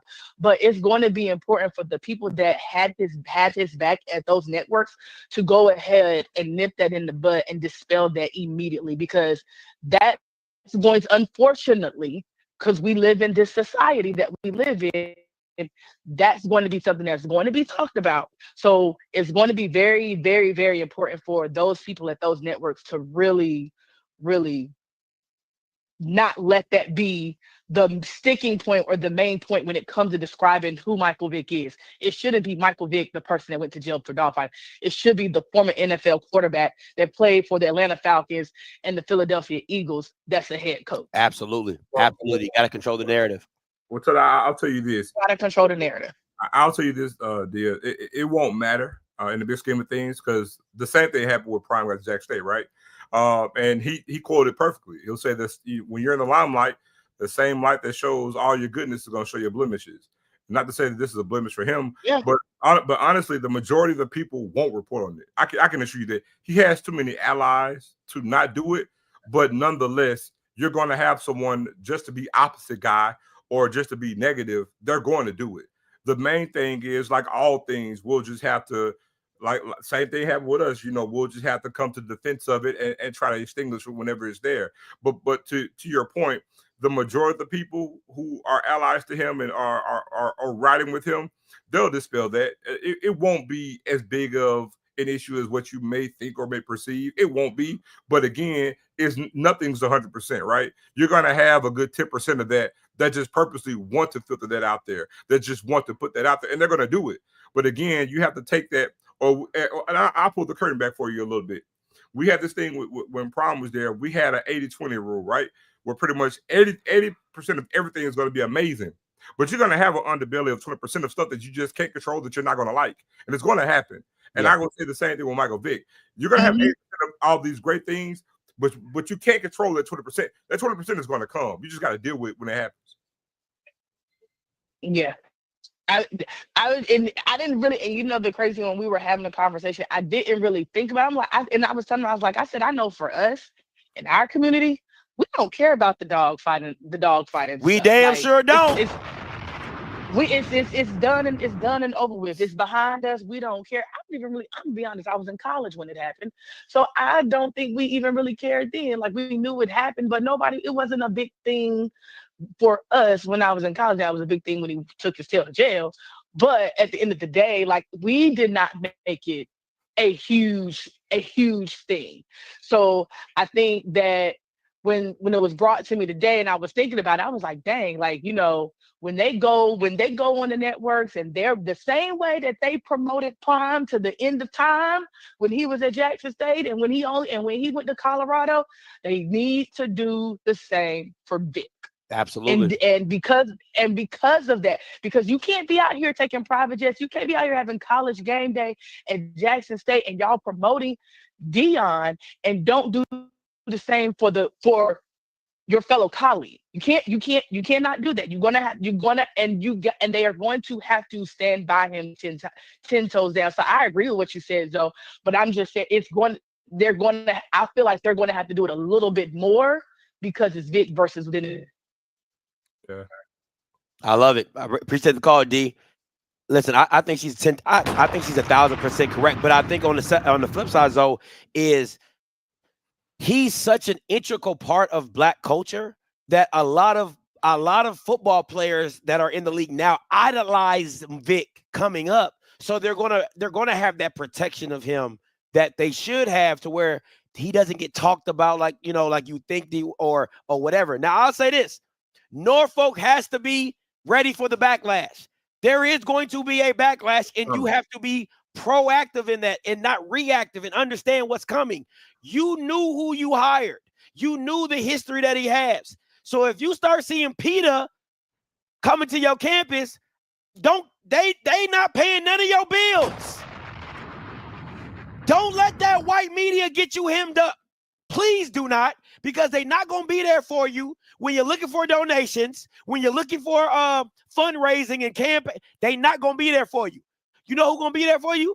All the ninjas that is buying T-shirts and Vick stuff. Hey, look at that last quote, the last comment. What? Want to Norfolk now? Where we at? Oh, look at Calvin coming. Double that one? Calvin coming. Calvin Liddell. I love it. I love it. I'm high on Mekhi Higgins. Everybody knows that. I'm super high on Mekhi Higgins. I don't have that problem, right? That's easy. But I'm gonna tell you this: Norfolk and that administration has to be bulletproof. You just got to get through the first wave because it's only going to last for so long. It ain't gonna last forever. Just get through the first wave. It's the same thing that happened with Auburn and Hugh Freeze. Don't nobody talk about that stuff no more.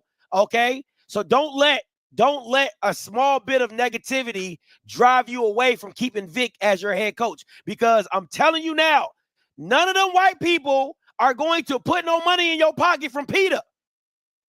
When they trying to get him out of there and you follow that stupid stuff and you get him up out of there, are they going to turn around and make a donation to you? Absolutely not.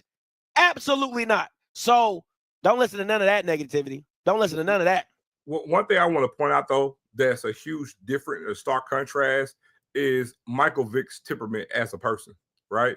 He's a total different. He's a 180 from Prime in regards to just day-to-day and how he operates and how he moves. He's a 180 from Prime. Yeah. So, again, I think anything that you may have, it'll be short-lived, too. You know what I'm saying? Because a lot of people, Prime, just in the way that he carries himself and as he is as a marketer, you know, a lot of people, you either love him or hate him. Michael Vick doesn't have that, right? You know what I'm saying? We're talking about an action that happened that some people don't like. So it's a whole different dynamic when you look at that. Because again, some people, for example, there's not going to be a huge segment of people out here that don't want Michael Vick to win just because of how he carries himself or conducts himself or how he acts or how he treats people or how he is during the game and things of that nature. Michael Vick doesn't have that. Yeah. You know what I'm saying? All account, he's a very low-key, you know what I'm saying, cool person. So it's a whole different contrast. And again, one thing about black people as a whole, we're not known for throwing the baby out with the bathwater. You know what I'm saying? For everything that happened. So we'll rally around him, man. So, you know, and again, being that he's home as well, that adds another layer of protection too. I love it. I absolutely love it. 4592, Mr. Bugs, coming to you. What's going on, Scotty? It's your boy Liddell. How you doing, big time? What's going on, Mr. Bugs? Talk to me. Nothing much, man. What's up, Zoe? How you doing, big time? Good to meet you, man. Quick question for you, man. I always think of worst case scenario. So I know everybody excited, so I'm gonna bring a little bit of different perspective real quickly. What, when it comes to Norfolk, because everybody's excited about Vic being there, as I am, that behold statement. This is wonderful. What for Norfolk? What can they do this up? Because we have Prime coming in as far as I'm talking about when it comes to relationship with Prime and the administration there. What can they do to mess this up? That's my question. I think the only thing I think they could do to mess this up is listen to, if there's any backlash for the hire, is listen to the backlash. If you let Vic walk out the door, that's the big. If you Ed Reed this, it's the worst situation possible. I'm gonna just say that. If you Ed Reed this, it's the worst thing possible. Point blank. Period. The second thing for me is if you do not market no merchandise, you need to partner with the Michael Vick's brand, which is like, I think it's V7 or MV7 or something like that. You need to partner with that brand, and they have to work in tandem to make this work, because I'm telling you right now, I'm getting about 5 shirts. I mean, I'm getting about 5 by myself. So you got, and it goes back to what Tondia said about, you got to have your marketing together. You got to have the merchandise ready. There needs to be a strategic rollout plan. What you guys know? I would take it in a different alley. I would say that, to echo what you said, Scotty, the main thing would be just to do what you've been doing. So we talked about last week, we talked about creating an opportunity when we talk about the ESPN and the swag, right? Well, this hire creates an opportunity that you never had before, because this is not just hiring a coach. This is hiring a cultural icon. And so what this can do for you, it exceeds even your wildest dreams. So I would say to mess this up would be to do the same thing that you've been doing. You have to think about off the field the same way you would on the field. And so I would just simply tell Norfolk not to get in your own way. You know, you're about to go into a different lane that everybody at that school is not prepared or experienced for. And so again, like, what's the old quote? You know, if your dreams don't scare you, they're not big enough. And again, I think this is the first step in Norfolk State really dreaming big and envisioning something bigger than what they've ever done. If they just do the status quo, hey, we hired a coach and we're just going to do the things so you can win games, then they failed. Because it's like what Prime said, what constitutes a win? Because what's a win over here may not be a win here. And right now, who's the face of the conference? You'll say South Carolina State, but when we talk about national scope, South Carolina State doesn't have a national scope appeal to it right now. It doesn't. You don't really have that in the MEAC outside of Howard. Howard has that, but it's not for athletics. It's not for athletics. So it's ripe for the picking. Norfolk State can do something from an athletic standpoint visibly that hasn't been done in that conference. And so now when you talk about where they could drop the ball at, is to continue to do the status quo, because now they can elevate this athletic program to heights that it's never been before. I got you. So now let's talk business real fast, because you just made a statement, both of you guys, about them never being at this level before. All right, cool. My question to you is, whenever there's a new level, there comes new standards, new protocols, new infrastructure. Does the MEAC as well as Norfolk actually, both of them, does both of those business models have those protocols and standards and infrastructure in place for an icon named Michael Vick now? I mean, that has to be seen. Like, that has to, the thing, okay. I can answer that. This is what I would say about the MEAC. I'll say about the SWAC and the MEAC, right? Where the SWAC, to me, where I will always say where the SWAC dropped the ball is year 2 of Deion. Year 2, you knew what was coming year 2. Once Travis Hunter touched down, you should have been ready to do something. If it was a Deion show, if it was a coach's, you needed something to elevate your brand as a whole. And that is where the SWAC dropped the ball at. You didn't elevate your brand of SWAC. It was just Deion, Jackson, Deion, Jackson. It was nothing that you could have springboarded yourself going forward. The MEAC has to look at this and say, hey, how can we springboard something off of this, right? But in the same token, you got to see how Vick is moving. Because if Vick is not moving in a social media space, it's going to be hard for the MEAC to move in a, you see what I'm saying? So it's a partnership that has to work together. Because if Norfolk's not doing its part to push it, then the MEAC really can't grab it and do it.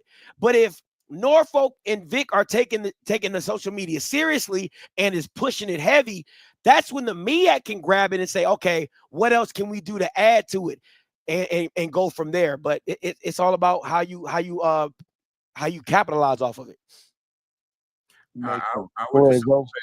I would just simply say to that, yes, they can, but there's a lot of moving parts to that too. It's not so black and white. But just on the surface, since we're just talking about it, yes, the same thing I said for Norfolk can still apply to the MEAC, because this presents a great opportunity. I would just say this in regards to relates to Deion being Jackson State. This is where Michael Vick and Deion Sanders differ. Again, if Michael Vick is willing to allow himself to be propped up like that, but also if everyone within the conference is, not having a crabs in the barrel mentality in relation to that, and can see using this as a means to prop the conference up, then by all means they should do it. But yeah, the MEAC has an opportunity here to grab this, visualize this, and prop it up to, make themselves more visual. Because again, not only does this benefit Norfolk State, especially if they're winning, if I'm a rival, if I'm a coach within that conference, I recruit off of this. You know what I'm saying? I really do. You use it to recruit off of it. Makes sense. I'll end with this here, guys. Great show. You guys should look at doing the show together. You guys are amazing together on the camera and when it comes to substance. I would say if anyone has the contact within the MEAC or Norfolk State, there's 2 interviews that might be needs to do. One with Scotty and one with Zoe, because the more important one, in my opinion, from a competition standpoint, is the one with Zoe, because JSU just won a national championship, and Vick is coming in and try to take it from you guys. So if anyone's listening from Norfolk State and MEAC, get Vick on both of these gentlemen's platforms. It'll blow up, guys. Thanks so much for your time, guys. Appreciate you, Mr. Bucks, for the call. Let me see. 0604 coming to you.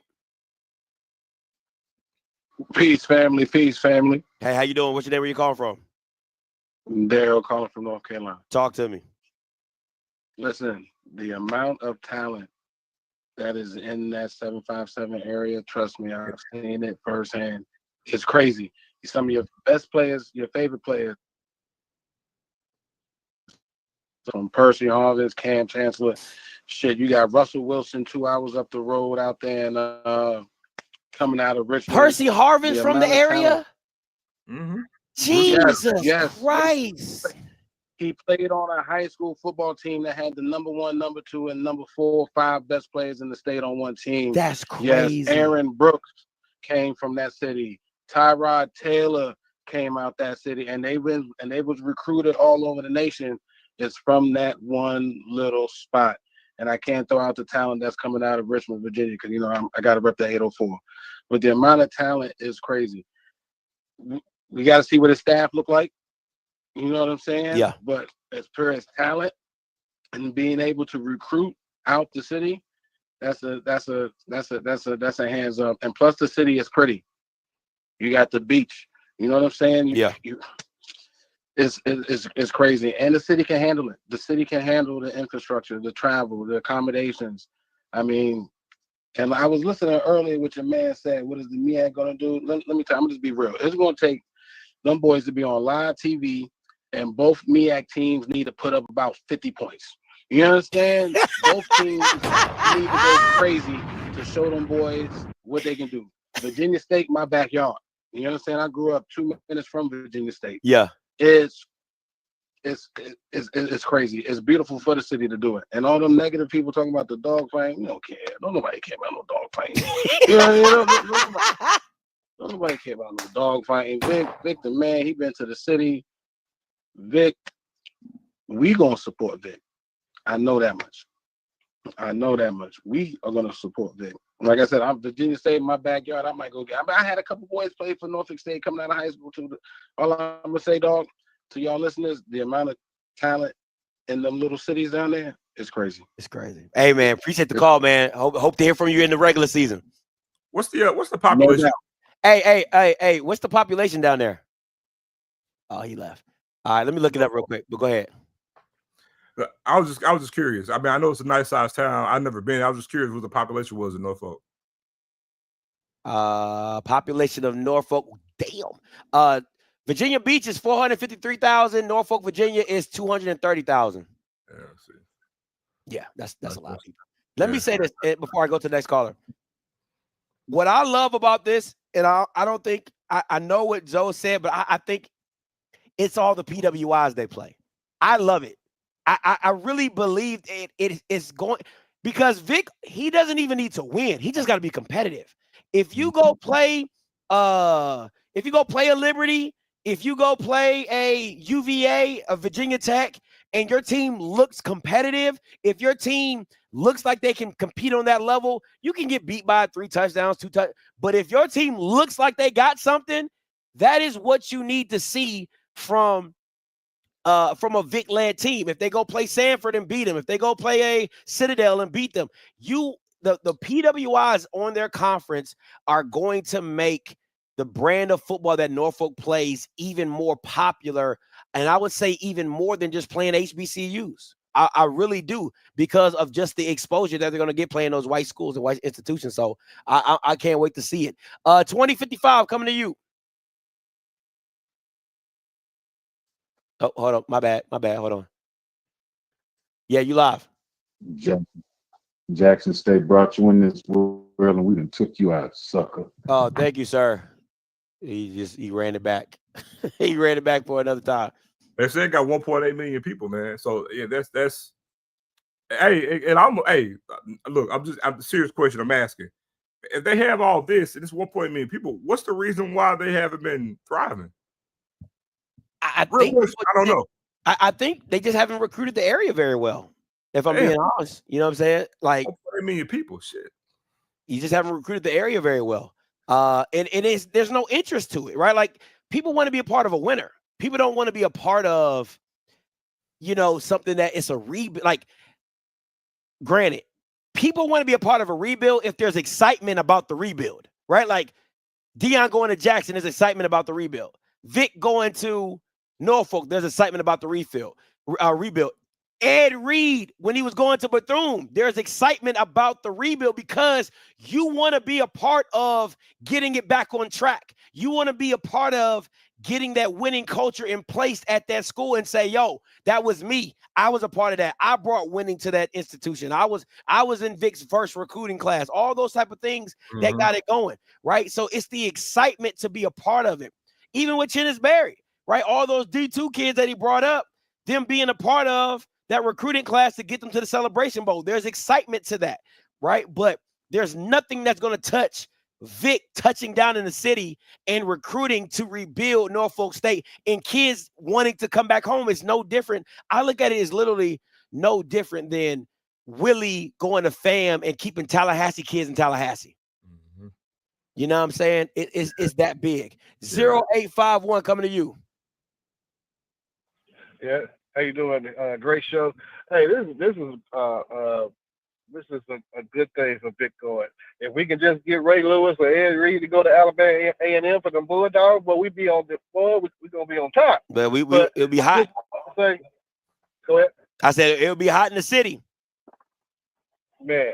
But yeah, it's a great thing. I also, with Vick going to Norfolk, a lot of times we're talking about the sponsors and all those national advertisers and whatnot, but also the local advertisers. I mean, how many times, people in Baton Rouge or in Jackson or in Dallas, when you see SMU cheerleaders on car commercials for local car dealerships. In Jackson, you saw when Prime was there, you saw them on TV with different companies. So, Vick being able to spread that wealth around to the local-owned businesses and bring in that local money, that's what keeps the stadiums full. And that's really the problem with a lot of HBCUs. We need to reevaluate our marketing companies that we're dealing with because they are failing us. There's no excuse why PV only got 12 fans and you're right here by all these people. That means your marketing ain't working. So somebody need to be paid, and it need to be revamped and looked at on those marketing things. And I just think it's a wonderful day. I also went online to look at Virginia Tech, and in their bookstore, they cut the price on the Michael Vick jersey, the number 7 jersey, from $159 to $108. They stay irrelevant. They gonna capitalize regardless, which they should. So, but what are we doing? So I think this is a great opportunity, and we need to keep an eye on the ball and follow business practices. Hey, appreciate the call. Listen, I can't stress this enough. If I'm not seeing 7 jerseys, if I'm not seeing Norfolk 7 jerseys, and I'm taking it even deeper, Zoe. I think Vick has to treat the number 7 like Michigan treats number 1. Like that, if I give you a 7, if you got a 7 on your if there's a 7 on defense or there's a 7 on offense, you that guy. You that guy. Like that's how I feel you got to treat this number at Norfolk to make it even more symbolic of what Michael Vick is and what he's bringing to I thought it was number 1 that Michigan does. I thought it was number 1. Is it? He said number 2. Number 1. I thought it was number 1 with because I remember Braylon Edwards was number 1. Anthony Carter. It's number 1. Yeah, but go ahead. But I'll say this to your point. I'll even add something else to it. I mean, from the moment we roll out the press conference, everything about this coaching tenure, the Mike Vick experience, just like the commercial. Yeah, Mike Vick experience. I don't know if you remember the famous commercial that he had when he called the Mike Vick experience with the roller coaster. With the roller coaster, hell yeah! I would dub the whole entire coaching tenure the Mike Vick experience. I'm about to bring that. I'm about to bring it. I'm about to play it right now. So you ain't said nothing but a word, baby. Listen. But yeah, I mean, everything is there, man. I mean, like I said, it creates a great opportunity. They just got to grab the bull by the horns and attack. Michael Vick experience. And another thing too, while you're looking it up, Scotty, I mean, Vick, if you I'm not well versed in all things Norfolk State's history, but I do know when it comes to even their greatest coach with regards to coaching wins, I don't think their greatest coach in their history has over 100 wins. Not that Vick is going to be there long enough to get that. I think I believe it was the white head coach they had. I think it was Adrian something. I believe, y'all correct me if I'm wrong. Probably got the most wins in school history. I think it's 70 something wins. Y'all correct me if I'm wrong.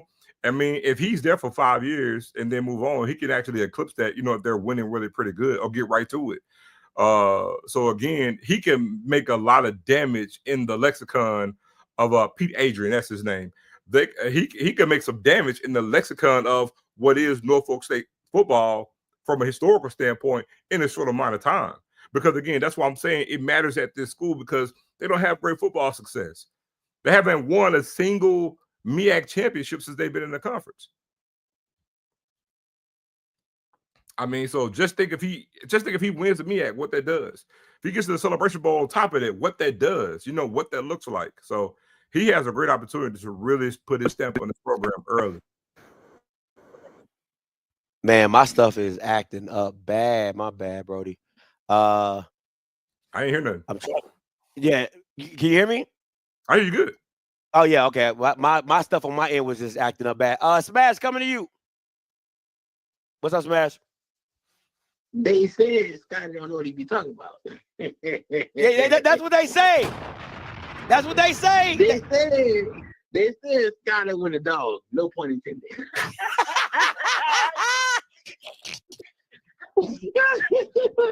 Man, Scotty, man, this shit is funny. I'm just seeing how everybody eating the words, dog. You said this shit about a week and a half ago, man.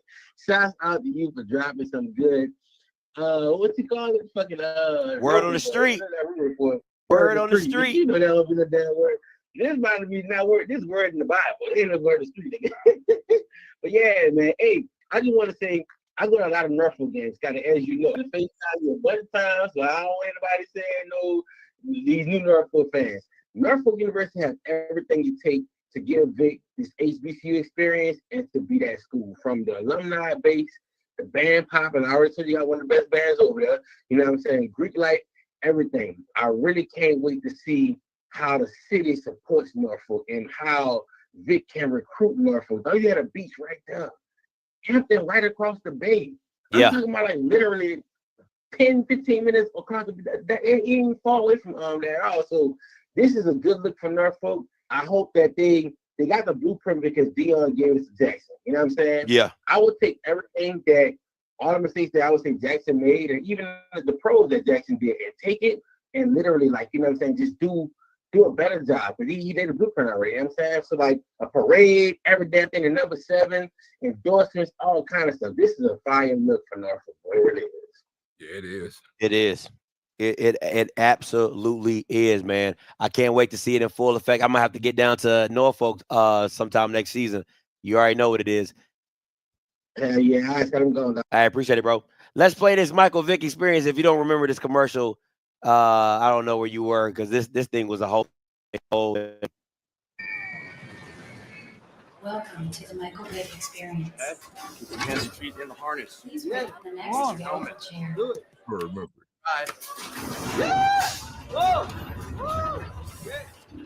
Welcome to my ride. Before the fun starts, here's a few tips. Remember, push up in the pocket zone 7, buckle up 10 strap, check your extra seat.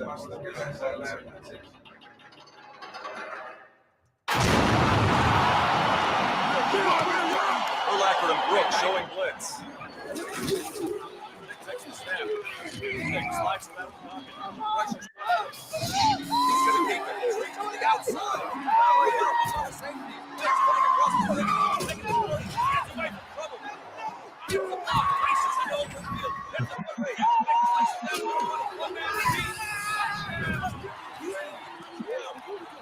Well, that's not in the playbook, but it should be. Yo, that commercial was everything, man. I'm telling you, it was huge when it came out. Dog, that commercial was everything when that Jake dropped. Oh my goodness, man. That was the shoe. I used to have the shoes and everything, boy. That thing was a whole vibe. 91-15 coming to you. Hey, Scotty. Hey, what's your name? Where you calling from? This is Carlton from Columbia, South Carolina. Talk to me, Mr. Carlton. Yeah, SCSU graduate. Bless you. Former athletic trainer. This is great news, man. I love it. I look at it this way. Now, if we could just get FAMU back into the fold and A&T, we be set for real. I don't know about all that. Now you're hoping on wishes and prayers. I know, but I remember the days when the MEAC was in the 1970s. I was a little boy then, but it used to be on. It was no one really dominated. Now it's getting where it used to be. So I'm looking for some good football now. We all looking for that. We all looking for that. Well, I think it's going to be better than this past year. It's going to be some tight races now. Yeah, hopefully we can get it going in the right direction, especially with Vic. But appreciate the call though, Mr. Carlton. Let me ask you this, Zoe. Do you think that does Vic bring in that Dion level of recruiting, like to where, because the SWAC had to get right. They just had to. They had to come with the right mindset of saying, hey, we got to do it this way. Now, I believe one person that's not going to change is Trey Oliver. I think Trey Oliver believes in his system and how he does what he does. He gets a lot of high school kids. He develops them, transfer portal for the major positions, and he goes by there. But everybody else, the Howards, the South Carolina States, the Delaware States, the Morgan States, are they having to raise their game? Well, they are just bear in mind it's a double-edged sword, because when you talk about the roster limits now and how that's going to affect everything, I think there's going to be a more saturation of talent across the board to every conference on the FCS level now. Because as we speak, there's over 7,000 kids in the portal right now today. Oh, right? wow. Yeah, so I think just there's going to be a great trickle-down effect. So the talent in the conference, and I was actually speaking on this earlier, I think the talent in the conference is going to actually go up, MEAC and SWAC, right? But here's the thing. I think his first initial class, again, what we don't know, and I'm going to pull the curtain back a little bit here. What we don't know is how long this has been in play, right? Yeah. So, for example, we don't know how long he's been in talks or, behind the scenes working on trying to get guys on board to have his staff. When it came to, to Coach Prime, it wasn't a quick move. It was actually planned, and, they actually targeted guys well in advance, because I don't know if you remember, but literally the day after the press conference that we made the announcement, we had a boatload of offers went out targeted players that day. And when people saw who the offer was going to, they were like, oh my God. But it wasn't like just picking random guys out. They planned this. Yeah. You know what I'm saying? It was in the works. So I still believe, and that's the thing that we don't know, but I believe, and I'm gonna err on the side of caution and say I think Norfolk State went about it the right way. I think Michael Vick went about it the right way, because I think this was a targeted thing. I think he picked Norfolk State, and I think if by doing so, I think he already has quite a few guys in mind to put on his staff. I don't think it's a thing where he got hired today and now he's just making phone calls. I can assure you that's not what's happening. Yeah. So to answer your question, I fully think if a good portion of the staff, they're probably not completed, Scotty, but I guarantee you he has about 5 or 6 guys down to go with the staff. And I'm almost certain that just like Eddie George, who had Jeff Fisher helping him, I'm quite sure Mike Vick has someone helping him as well. They're going to target some guys. I can assure you that. And I can assure you it's going to have a great local feel to it as well. So to answer your question, I think his first class in February, believe it or not, because again, it's December. It's before Christmas. I think with the announcement coming now, staff is going to get announced. It's going to create momentum. And I think in doing so, when he actually gets on the conversation, we know who the OC is, what kind of offense they're going to run, DC is, what kind of defense they're going to run, and what that looked like. I'm telling you, I believe this first class is going to be something that's going to be a damn good foundation for him. I think I will say he's getting a good starter pack at Norfolk. Odoms was a run first type guy, so he had those big offensive linemen that were, huh? It's not bare. No, it's not. The cupboard's not bare, right? Now, quarterback situation shaky. Running back situation, not bad. Not bad at all. You had King, and then you had the Olympic runner as I guess his sister was the Olympics, and then you got either her cousin or brother, whatever, as a running back. You got some okay guys at wide receiver. The skill positions you can fix, but offensively, that O-line was pretty solid. It was pretty good. Defensively, they were okay.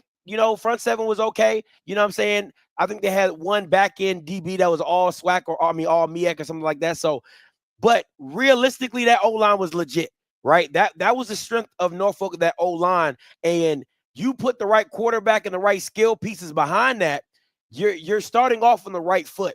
And I think what Vic can do is either, if you feel like you got to go get your guys, which whoever you feel as an old lineman or whatever, that might just be great depth pieces, right? Like the guys that you got already, and then you bring in some more guys that you feel can start right away. They become great depth pieces, and then you build it how you want to build it. But when you're talking about quarterback and skill players offensively, oh man, I don't see how they won't be, bountiful amounts of talented kids that want to go play at Norfolk State to be with Michael Vick. I just can't see why that won't happen. And you also have to remember, anybody who can hear me, anything about any players going to come in, they're going to come in for Michael Vick. But even the ones who really want to be there or just want to try it out on the FCS level, this day and going forward, 1 year rental. Yeah. So just remember, it's going to be bountiful, but not just for Norfolk. Like I said, there's going to be a talent influx this year for all the FCS conferences because of the roster limits and how many guys actually want to get out the portal. But I can assure you, there's going to be a lot of guys who's going to probably want to pay their own way to go to Norfolk just so they can actually get over there. But be it as it may, you're going to have a lot of guys who want to come give it a trial on a 1 year rental just to get a feel for it. And I'm gonna say this, and I know we keep bringing up Dion, but at the end of the day, let me get my thoughts here. At the end of the day, the same reason why scouts were coming down to Jackson at a high rate, it's going to be the same way at Norfolk. It's going to be the same way at Norfolk. All right, I got some breaking news. I got the O-line coach will be Elton Brown. I just got a text message. The O-line coach for Norfolk will be Elton Brown. Let me see. Bring up his staff real quick. And guess where he played college ball at? UVA. All right. So let me bring this up for you guys to see. Listen, I'm telling you, I'm getting breaking news as we on. So watch this. The play the UVA from Hampton. Play the Hampton High School. All right. Played college football at University of Virginia, recognized as an All-American, drafted by the Arizona Cardinals, played in the UFL as well. He is from the Hampton, Virginia area. Listen, you got to recruit your area. Got to recruit your area. Absolutely got to recruit your area. So Scotty, this goes to what I was just telling you. This is so people have to understand when all this is in play, this was a targeted thing. So this wasn't some, why other schools didn't reach out to him. This was planned probably by a meeting of the minds from both institutes, from Michael Vick as well as Norfolk State. And I can assure you, this coaching staff is probably going to have a really, really great local flavor to it. And they're going to recruit that 757 really, really, really tough. And again, there's some great coaches from that area, great talent from the area. Bruce Smith from that area. It's a lot of damn good football players from the Tidewater area. And I'm telling you, if they put a rope around it, you look at the NFL guys from the FBS level and FCS level from that area that's actually made it to the NFL, you will be impressed. I'm telling you would. And so it's going to have a great local feel to it. But like Scotty and I mentioned earlier, and I'm this is not hyperbole. If you hear anything about Ron Curry affiliated with this program, it's a wrap. It's a wrap. I'm telling you. Oh man, it's a wrap. Hey, Bridges, coming to you. Man, I'm sorry for the shortening out around co-workers and stuff, but Scotty, you know me, play my song. I'm in the club. Boy, we lit out here, man. Scotty, I'm talking about 7 Up will be the sponsor. 7 o'clock game day will be the start time. $7 hot dog, $7 hamburger, $7 drink. It'll be a 7 shirt day on a game night. I'm talking about I had everything 7, 7, 7, 7, 7. I would not be playing no games. Bruh, they gotta do this jump right. I'm talking about it'll be 7s there. Everybody in America will be sick of 7s in Norfolk.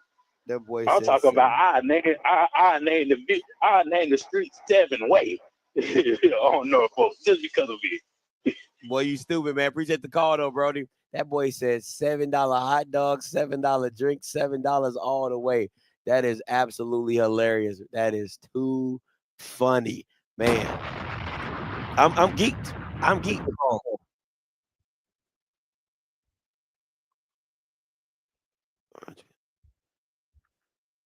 Oh, I'm about to bring this up. Man, I can't wait to see this press conference. This press conference is gonna be crazy. Absolutely crazy. Zoe just sent me something real quick. I'm gonna bring this up. Listen, and let me say, I don't have a problem with. I know people are like, well, Scotty, the guy doesn't have any coaching experience. I mean, yeah, he don't. But that doesn't mean we don't know if he's been coaching O-linemen locally. We don't know if he's been training guys. We don't know all of the in and outs of what Vic is trying to do. Let me see. But here's the thing: we have to get that context right when they talk about experience. You know, that would reign more. That would have more oomph to it if he's a coordinator. Again, we already know he's going to be a CEO head coach. Yeah. So again, just like we're on the screen talking about it, and look, we both know football. Look, it's going to come down for him game management. He's a damn quarterback in the NFL. The amount of intelligence that you have to play in the NFL level as a quarterback, he has it. Quite, and we've seen him play. And again, at one point, 1 year under Andy Reid, you know what I'm saying, he called and pretty much did all his own checks and everything else. So to sit here and say he got to have experience leading young men, look, as a CEO type head coach, that's not a huge transition. It really ain't. And I really wish we would kind of minimize that. It's different if you're talking about old school ball, where a head coach came in. I'm literally pretty much running everything on as a coordinator. And again, we can even speak to TC Taylor, right? TC didn't have any head coaching experience, but he was an OC, right? For a few years at North Carolina Central. First time head coach Jack State was 7-4 last year. Got rid of the OC, right? Yeah. This year, second year, the head coach, he was the OC and head coach, and he wins the national championship. So, I mean, it's just like it sounds good. We want to say it, but man, look, if he's not calling plays, we're good. All Vic is pretty much doing gonna be running game day operations, game management, how we want to run the ebbs and flows of the game. Look, hey, go to my coordinator's ear. Hey, run the ball here. Hey, pass the ball here. Yep. And they control the timeouts. He's gonna be fine. And listen, I think, guys, I think we have to understand how important it is if you're from a city.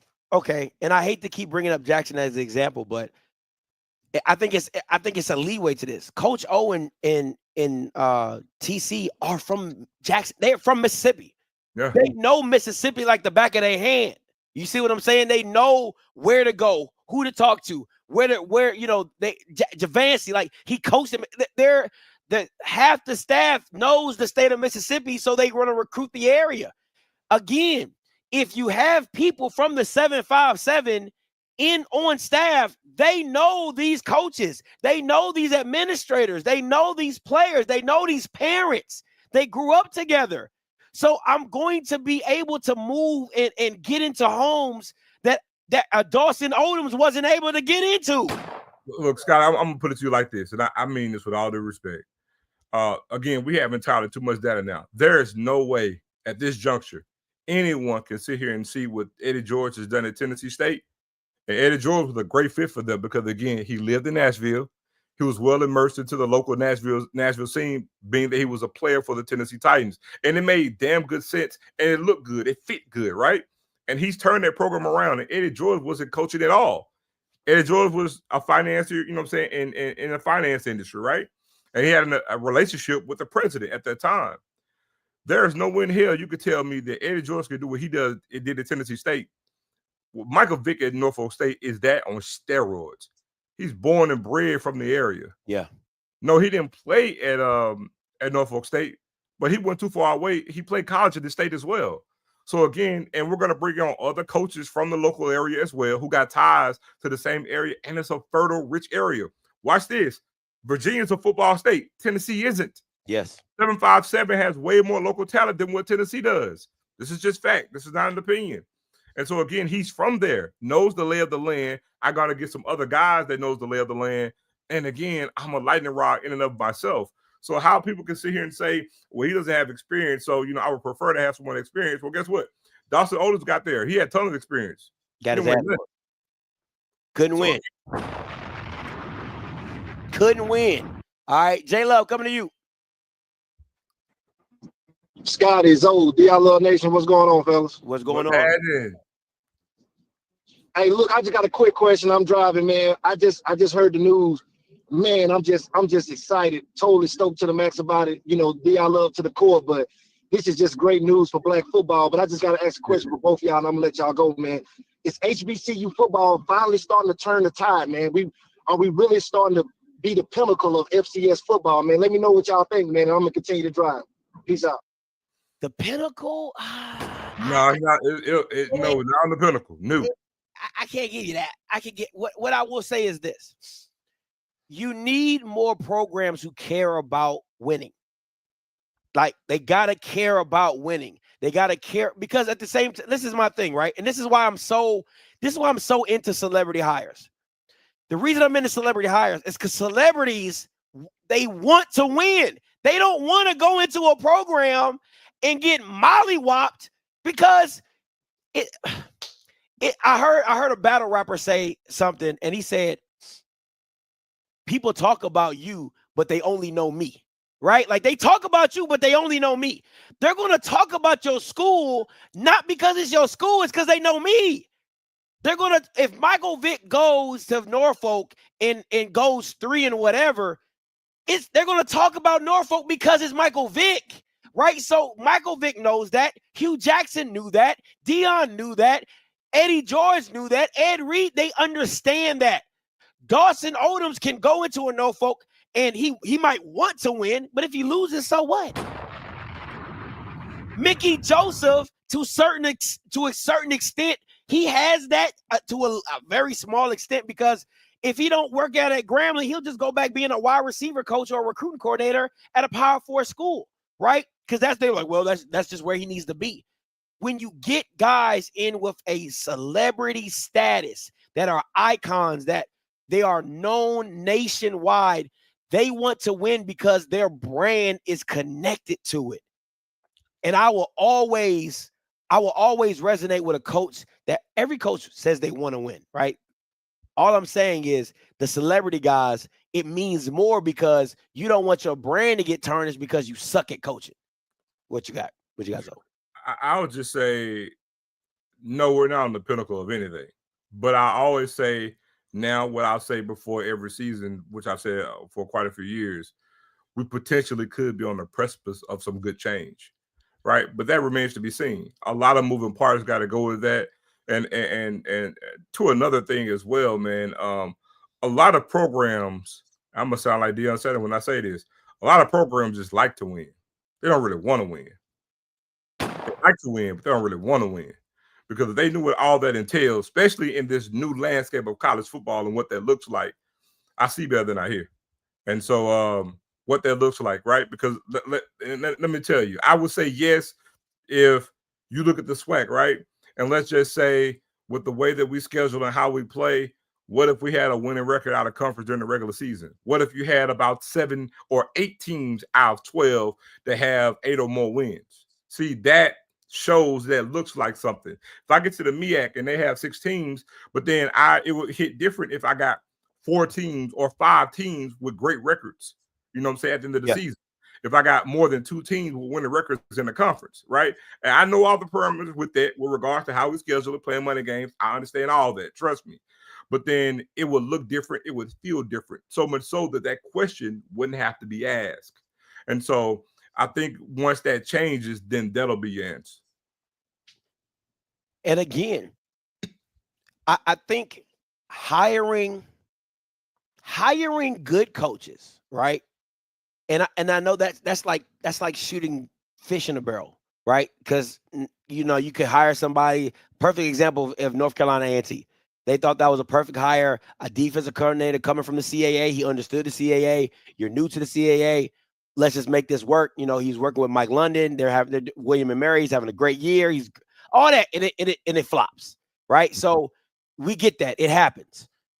But it's I will always say it's the willingness to look outside your bubble. Sac State is on the precipice of hiring UNLV's OC, Brendan Marion, and former Howard coach and all that type of stuff. They're on the precipice of hiring him as their next head coach. That's looking outside their bubble. That's looking outside their bubble. He's a top candidate. He's black at a PWI. That's looking outside you know how many white people they could have hired? You know how many white guys they could have got that's probably less qualified than Braylon? But no, they went with the guy who was like, hey, this dude is killing it. This dude is killing it. We want him at our program because we're taking football seriously and we think he can help. And I think there needs to be more hires like that instead of the Eric Dooleys, instead of the Connell Mayners, right? Instead of the recycled coaches that they didn't win anything on one side and you're like, oh, let's just try them over here. Oh, they didn't win over here. Let's just try them over here. Right? It's really expanding that national search to really go get a candidate that you're like, hey, he's really going to turn our program around. It's Alcorn hiring Jay Hobson. It's Jackson hiring Dion, right? It's FAMU hiring Willie. It's those, even though he was a retread. Willie was a retread, but I'm just saying you got to go find you some guys that fit, and this one fits. All right, last thing before we get up out of here, Zo, what you got? Man, look, I'm excited to even point out, the last caller's question. I'm excited because what it could possibly bring, what it could potentially do, and what it could potentially change. We're talking about a MEAC conference who, by all accounts, needs some pizzazz and some more umph added to it. And again, we've heard the noise about some potential moves that could possibly happen, and we're hoping that they do, because now if that happens, that's even more momentum and more change to the question that was just posed when we talk about potentially what that could look like. And so again, it's always potential, at the beginning of every season. And again, I'm so excited that he's in the conference. I'm excited that he's in the lexicon of Black college football and the energy that it could provide, and coming from a different entity, because we don't get this from Norfolk State, right? And so being that it's another layer added to, what's there with Howard, what's there with Central, what's there with South Carolina State. And so, again, you talk about all these other names. And again, I hope he has success. I would love to see a JSU versus Norfolk in Atlanta. You know what I'm saying? To see what that looks like. You know what I'm saying? We talk about viewership went up 37% from this previous game. I can assure you the attendance will be better and the viewership will be a whole lot better if Michael Vick is playing Jack State in that game. So I'm welcoming him with open arms, man. I hope he comes with some bright new ideas, some new things to that can reverberate through Black college football to make some other changes, get some ADs off their butt to implement some new things. And I hope it can inspire some other coach to want to come join Black college football, Scotty. I hope it may inspire a Ray Lewis to say, you know what, my buddy came and now Vic coming. I want to come and try to coach.